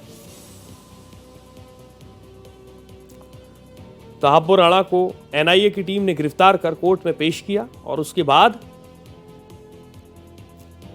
आज की ये बेहद महत्वपूर्ण तस्वीर है जिसका लंबे समय से इस तस्वीर का इंतजार किया जा रहा था कि कब ये शख्स भारत की सरजमी पर होगा और आज वो इंतजार खत्म हो गया जब तहब्बुर राणा को बाकायदा भारत लाया गया, प्रत्यर्पण के साथ भारत लाया गया। अब इससे आगे पूछताछ होगी, वो तमाम सवाल एनआईए के होंगे जो लंबे समय से बतौर लिस्ट एनआईए ने तैयार कर रखे थे। तो ये तस्वीर आप देखिए, तहब्बुर राणा की तस्वीर है।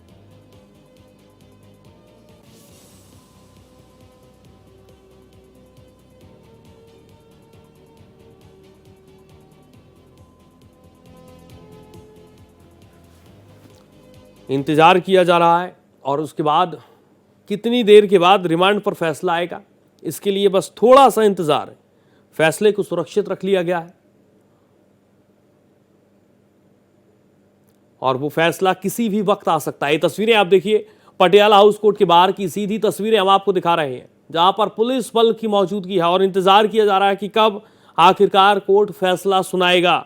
20 दिन की रिमांड एनआईए की तरफ से मांगी गई है तहब्बुर राणा के लिए, लेकिन कितने दिन की रिमांड कोर्ट की तरफ से दी जाती है इस बात के लिए थोड़ा सा इंतजार, क्योंकि किसी भी वक्त कोर्ट ये फैसला सुनाएगा। और ये तस्वीरें सीधी तस्वीरें हैं पटियाला हाउस कोर्ट के बाहर की तस्वीरें। बड़ी संख्या में पुलिस बल की मौजूदगी है और दूसरे तरफ कोर्ट में बहस पूरी हो गई है, फैसले को सुरक्षित रख लिया गया है। थोड़ी देर के बाद पूरी तस्वीर साफ हो जाएगी, पूरी पिक्चर क्लियर हो जाएगी रिमांड पर कि कितने दिन की रिमांड पर तहब्बुर राणा को भेजा जाएगा, कितने दिन की रिमांड सुनाई जाती है फैसले के साथ। और उसके बाद एनआईए जिस पर सभी की निगाहें हैं,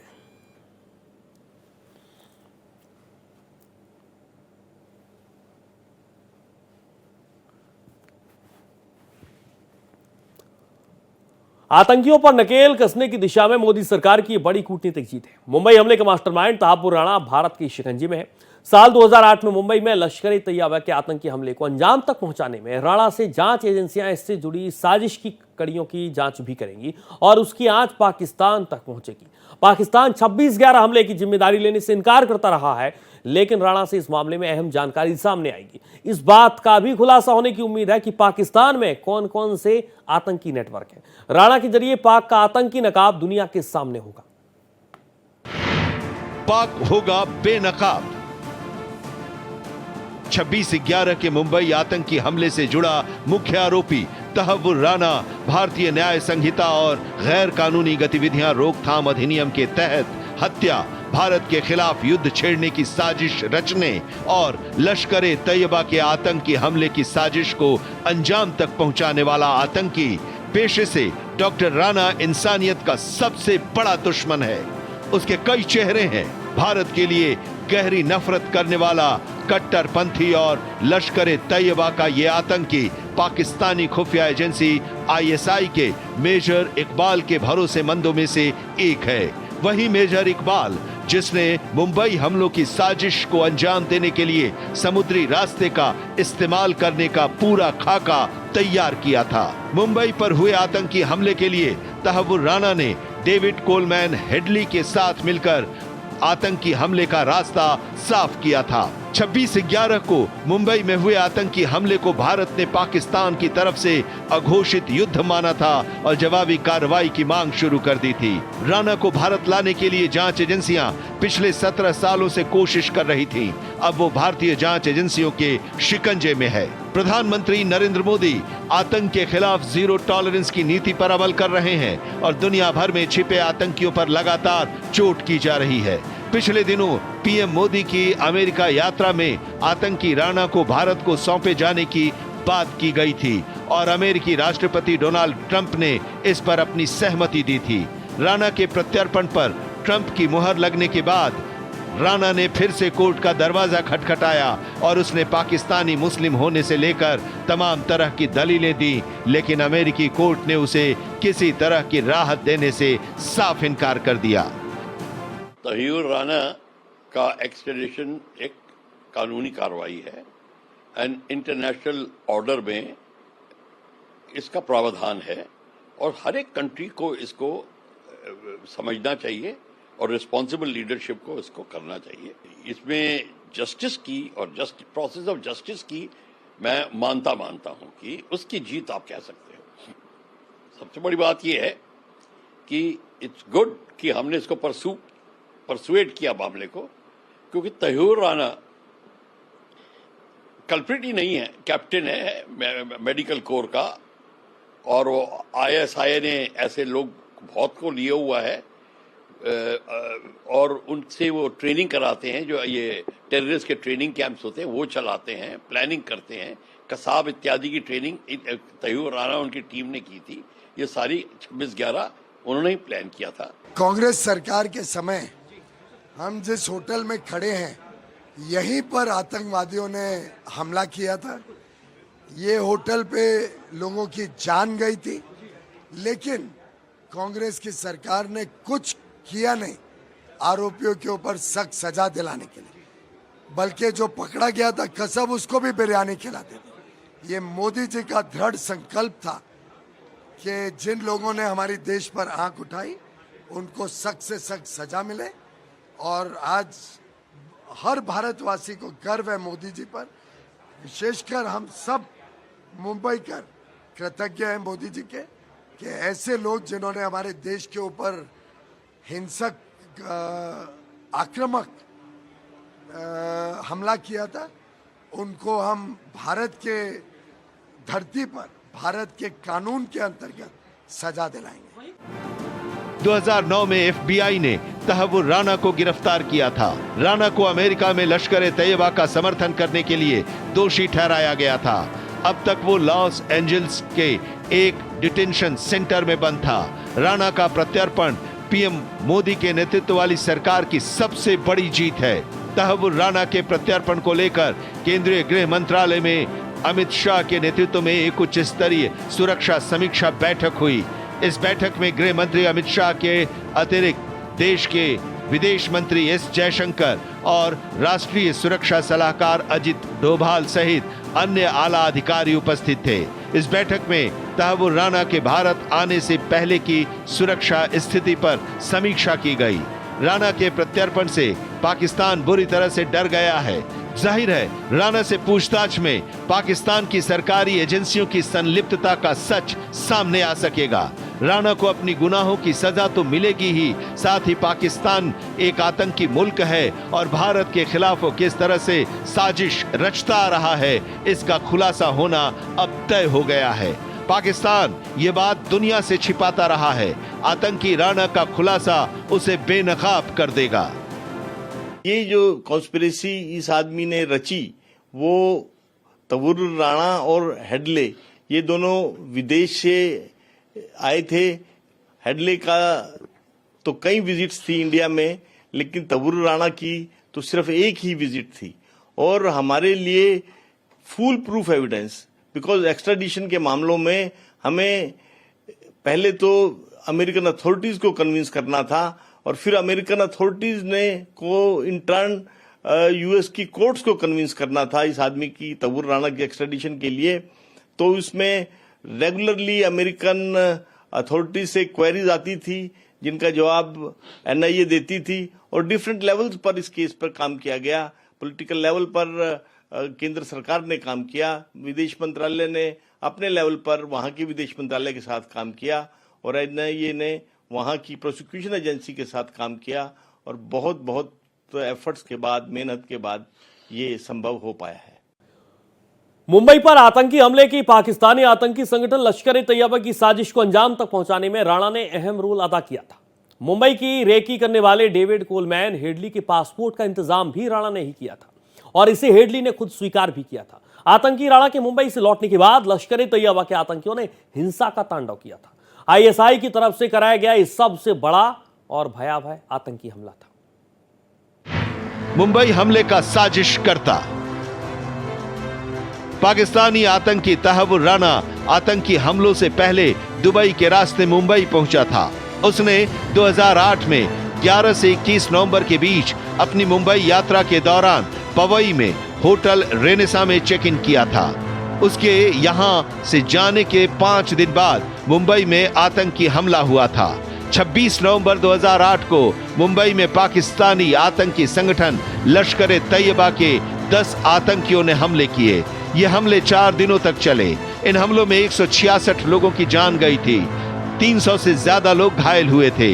ये भारत की धरती पर पाकिस्तान की तरफ से सबसे भयावह आतंकी हमलों में से एक था। आतंकी हमले को नाकाम करने के लिए एनएसजी के 200 और सेना के 50 कमांडो को मुंबई भेजा गया था। कमांडो ऑपरेशन के दौरान 9 आतंकी मारे गए। एकमात्र जिंदा आतंकवादी अजमल आमिर कसाब पकड़ा गया था।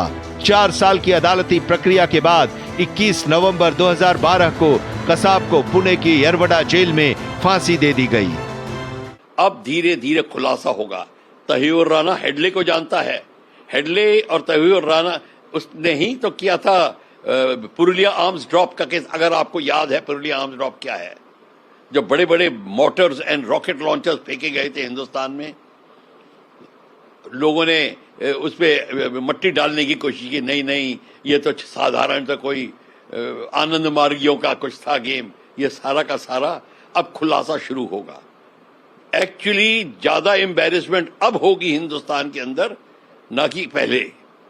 तहीउर राणा का कोई नहीं, तो फांसी भी हो सकती है एज ए एनालिस्ट कि अब इनका जो बेस बना हुआ है, स्लीपर सेल्स बने हुए हैं, फाइनेंसिंग आ रही है, बॉम्बे का अंडरवर्ल्ड से तो फाइनेंसिंग हो रही है, सारा गेम तो हिंदुस्तान में हो रहा है। वहां पे अब खुलासे शुरू होंगे, बड़े बड़े लोग पकड़े जाएंगे। 26/11 मुंबई आतंकी हमले को 1.5 दशक से ज्यादा बीत चुका है, लेकिन उसका जख्म अभी तक भरा नहीं है। इसकी परछाई अंतर्राष्ट्रीय अदालतों और जांच एजेंसियों के बीच घूमती रही। भारत के लिए यह प्रत्यर्पण इतना आसान नहीं था। सुप्रीम कोर्ट द्वारा याचिका को खारिज करना, कई अमेरिकी अदालतों में वर्षों से चल रही कानूनी कार्रवाई, ये प्रत्यर्पण भारत की वर्षों की कानूनी और कूटनीतिक कोशिश रंग लाई और देश को गहरा जख्म देने वाले भारत के मोस्ट वांटेड को भारतीय कानून के तहत सजा दिलाने का रास्ता साफ हो गया है।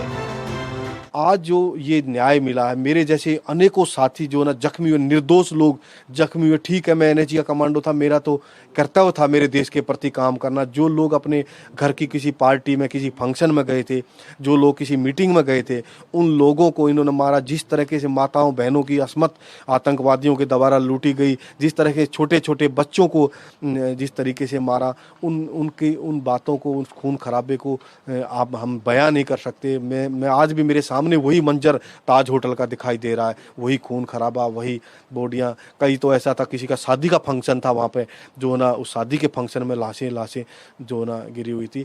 तो आज देश, इस दुनिया को जो ना न्याय मिलेगा। और मुझे पूरा वो है जो ना देश की जुडिशरी के ऊपर भी, और मीडिया ट्रायल का तो मैं कहूँगा इस हमले का इतना मीडिया ट्रायल किया गया, मीडिया वाले साथियों ने इतना दुनिया के ऊपर दबाव बना कि ये अमेरिका के राष्ट्रपति के ऊपर ये दबाव था, जो उन्होंने ये जो आतंकवादी इसको देने का जो ना फैसला लिया। एक मुंबईकर होने के नाते मैं मानती हूँ कि ये सबसे बड़ी जीत है हर एक व्यक्ति के लिए जो 26/11 में अपने लोगों को खोए हैं। तहव्वुर राणा एक कंसिस्टेंट एफर्ट रहा है आदरणीय प्रधानमंत्री का 2019 से सस्टेन डिप्लोमेटिक टाइज के निमित्त वो वापस आ गए हैं। हम सब चाहेंगे सजाए मौत उनके लिए, he should be hung to death for the dastardly act of 2611।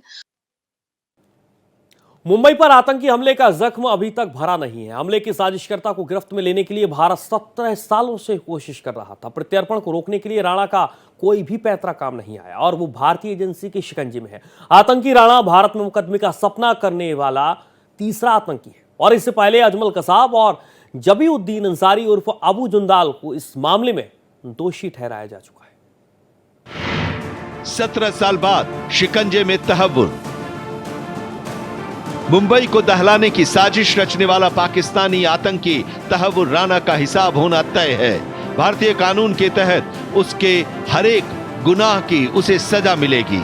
Rana का प्रत्यर्पण अमेरिका में करीब 2 साल की न्यायिक प्रक्रिया के बाद हुआ है। इसे पहली बार मई 2023 में एक प्रत्यर्पण अदालत ने मंजूरी दी थी, जिसके खिलाफ उसने नवंबर 2024 में अमेरिकी सुप्रीम कोर्ट के दरवाजे पर पहुंचने से पहले उसने अलग अलग स्तरों पर अपील की थी। 2009 में तहव्वुर को डेनमार्क के एक अखबार पर हमला करने के आरोप में गिरफ्तार किया गया। शिकागो में अमेरिकी अदालत ने राणा को भारत में 26/11 हमलों के लिए दोषी नहीं ठहराया, लेकिन उसे डेनमार्क में अखबार के खिलाफ साजिश रचने और आतंकवादी समूहों का समर्थन करने पर दोषी पाया गया। पॉलिटिकल विल, क्योंकि इसका एक प्रोसीजर जरूर है, लेकिन कुछ मामलों में, कितने ही मामलों में, वो चाहे आप कितना भी एविडेंस आप उस देश को दीजिए, वहां की कोर्ट्स को दीजिए, एक्सट्रेडिशन नहीं होता है। भारत पाकिस्तान को दाऊद इब्राहिम के बारे में या लखवी के बारे में या हाफिज सईद के बारे में इतना फुल प्रूफ और कन्विंसिंग एविडेंस देता रहा है, लेकिन कोई एक्सट्रेडिशन का सवाल नहीं है। तो पहली बात यह है कि तहव्वुर राणा के मामले में पॉलिटिकल विल भारत की भी थी और अमेरिका की भी पॉलिटिकल विल थी, जिसकी वजह से ये प्रोसेस आगे बढ़ पाया। उनने हर यूएस कोर्ट्स में अपील की थी कि कैसे उनका एक्स्ट्राडिशन रोक दिया जाए, पर वो एक्स्ट्राडाइट हो रहे हैं। मैं उम्मीद करती हूं कि इंडियन कोर्ट ऑफ लॉ में जो भी प्रोसीजर हो, पर जब इनको फांसी की सजा दी जाए, भरे चौराहे में मुंबई के दिए जाए, क्योंकि जिस तरीके से इन्होंने आतंक मचाने का काम किया था, इस तरीके का पनिशमेंट मिलना चाहिए कि जो लोग इंडिया को बुरी नज़र से देखते हैं उनकी रूह कांप जाए पनिशमेंट को देखकर। तो तहव्वुर राणा हो, मैं उम्मीद करती हूँ हाफिज सईद भी वापस इंडिया लाए जाएंगे। ये डेविड हेडली जो हैं वो भी यूएस सिटीजन हैं, यूएस में छुप कर बैठे हैं, उनको वापस इंडिया लाया जाएगा और इन सबको कड़ी से कड़ी सज़ा होगी और ऐसी सज़ा होगी जो देश भर में एक मैसेज दे कि कोई जो भी देश के खिलाफ अगर आंख उठाता है तो हम उसको कहीं का नहीं छोड़ेंगे। 2011 में राणा को अखबार पर हमला मामले में दोषी ठहराते हुए 13 साल जेल की सजा सुनाई गई। 2011 में एनआईए ने राणा के खिलाफ चार्जशीट दाखिल की। 4 दिसंबर 2019 को पहली बार डिप्लोमेटिक चैनल से राणा के प्रत्यर्पण की मांग की गई। 2020 में भारत सरकार ने राणा के प्रत्यर्पण की मांग की। उसी साल राणा को अमेरिका के जेल से रिहा किया गया था, लेकिन प्रत्यर्पण के लिए दोबारा गिरफ्तार किया गया। फरवरी 2021 में भारत ने आधिकारिक तौर पर प्रत्यर्पण की मांग करते हुए अमेरिकी न्याय विभाग को नोट भेजा। 22 जून 2021 को अमेरिका की अदालत में राणा के प्रत्यर्पण को लेकर सुनवाई के दौरान भारत ने सबूत पेश किए। जनवरी 2025 को अमेरिकी सुप्रीम कोर्ट ने राणा की याचिका खारिज कर दी, जिससे भारत में उनके प्रत्यर्पण का मार्ग प्रशस्त हुआ। सुप्रीम कोर्ट के फैसले के बाद अमेरिकी विदेश विभाग ने राणा के प्रत्यर्पण के संबंध में अगले कदमों का मूल्यांकन करने की घोषणा की। फरवरी 2025 में अमेरिकी राष्ट्रपति डोनाल्ड ट्रंप ने राणा के भारत प्रत्यर्पण की पुष्टि की। राणा ने अदालत में अपनी बीमारी को ढाल की तरह इस्तेमाल करने की कोशिश की, लेकिन उसके ये पैतरे काम नहीं आए। 7 मार्च 2025 को अमेरिकी सुप्रीम कोर्ट ने स्वास्थ्य हवाले पर आतंकी तहव्वुर राणा की याचिका खारिज कर दी। इससे उसे न्याय के लिए भारतीय अधिकारियों को सौंपे जाने को लेकर एक और बाधा दूर हो गई। देखिए, हमारे लिए ये खबर एक उपलब्धि है और अच्छी खबर है कि एक घिनौना आतंकवादी जो विश्व के किसी भी हिस्से में छुपा हुआ था, उसे आज हमारे सुपुर्द किया गया ताकि हम उसके साथ इंसाफ करें। अब ये जो वारदात है इसे हम भूल नहीं सकते। मुझे लगता है कि 100 साल में भी ये शायद भूली नहीं जाएगी, इसलिए कि आतंकवादियों ने जो साजिश रची थी जिसमें इस व्यक्ति का भी हाथ है जैसा बताया जा रहा है, और उसमें उन्होंने मुंबई जो आर्थिक कैपिटल है देश का उसको चुना, और उसमें भी एक 5 स्टार टाटा की ऐसी होटल को चुना कि जहां देश विदेश से लोग आते हैं और हमेशा होटल बुक रहता है। वहाँ कई फॉरेन विजिटर्स थे जिस दिन ये वारदात हुई थी 26 नवंबर 2008 को।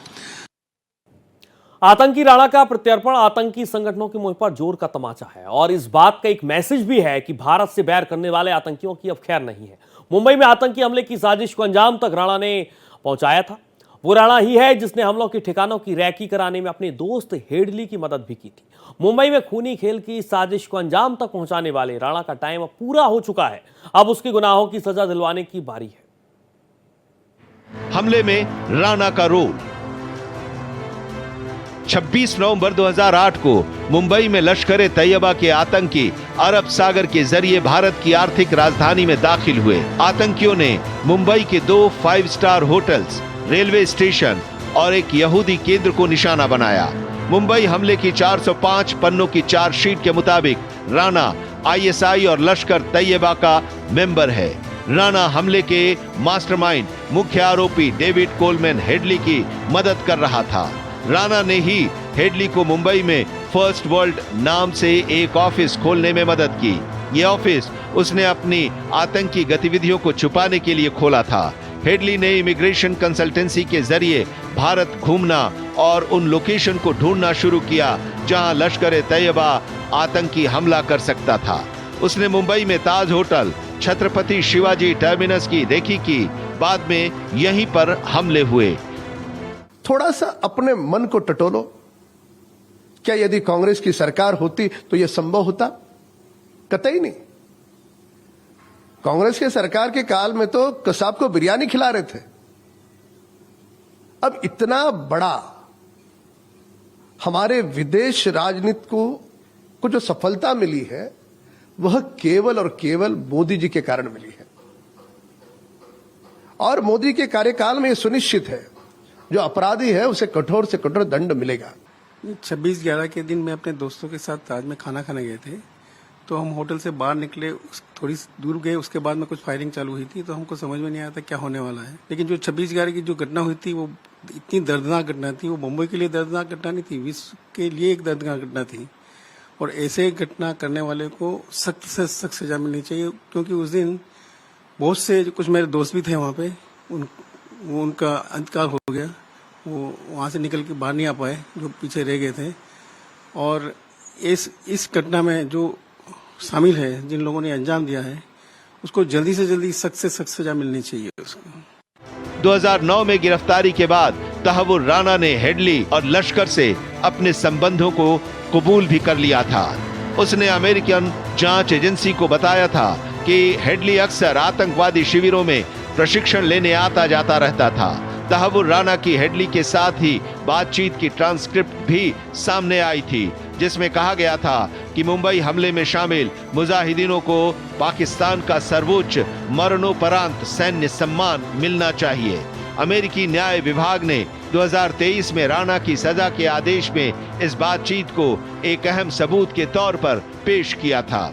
पिछले साल अमेरिकी कोर्ट में सरकारी वकीलों ने तर्क दिया था कि तहव्वुर राणा 26/11 हमले के मास्टरमाइंड डेविड हेडली के बचपन का दोस्त है। तहव्वुर को पता था कि हेडली लश्कर तैयबा के साथ मिलकर काम कर रहा है। हेडली की मदद करके और उसे आर्थिक मदद पहुंचाकर तहव्वुर राणा आतंकी संस्था और उसके साथ आतंकियों को भी सपोर्ट कर रहा था। राणा को जानकारी थी कि हेडली किससे मिल रहा है, क्या बात कर रहा है। उसे हमले की प्लानिंग और कुछ टारगेट्स के नाम भी पता थे। अमेरिकी सरकार ने कहा कि राणा इस पूरी साजिश का हिस्सा था और उसने आतंकी हमले को फंडिंग करने का अपराध किया है। स्पेशल कोर्ट का निर्माण होगा, स्पेशल प्रोसिक्यूटर का निर्माण होगा, स्पेशल जज होंगे, सारी दुनिया की निगाहें लगी होंगी, खासतौर पर अमेरिका की कि जिसने उसे हमारे सुपुर्द किया है। तो हमें सारे विश्व को बताना है कि हमारा फौजदारी कानून किसी तरह से कमजोर नहीं है, हम पूरी तरह से न्याय करते हैं, 100% हम मुलजिम को भी अपने बचाव का हक देंगे। ये बात दोबारा हमें साबित करनी होगी। लेकिन सरकारी केस चलाने में एक दुश्वारी ये होती है कि 18 साल बाद लोगों की मेमोरी कमजोर हो जाती है, गवाह मिलना मुश्किल हो जाता है। लेकिन मुझे आशा है कि इस मामले में चूंकि पीड़ित में से कुछ लोग हैं अभी, वो अगर 1 या 2 भी आकर गवाही अच्छी तरह से दे देंगे तो मुझे लगता है कि सरकार को इस मामले में कामयाबी होगी और एक सबक आमोज सजा ऐसे आतंकवादी को दी जाए कि जिसने इतना बड़ा गुनाह किया है और उसमें उसकी शमूलियत है। तो एक बड़ी कूटनीतिक जीत है भारत के लिए वैश्विक स्तर पर, क्योंकि तहव्वुर राणा भारत की सरजमी पर है।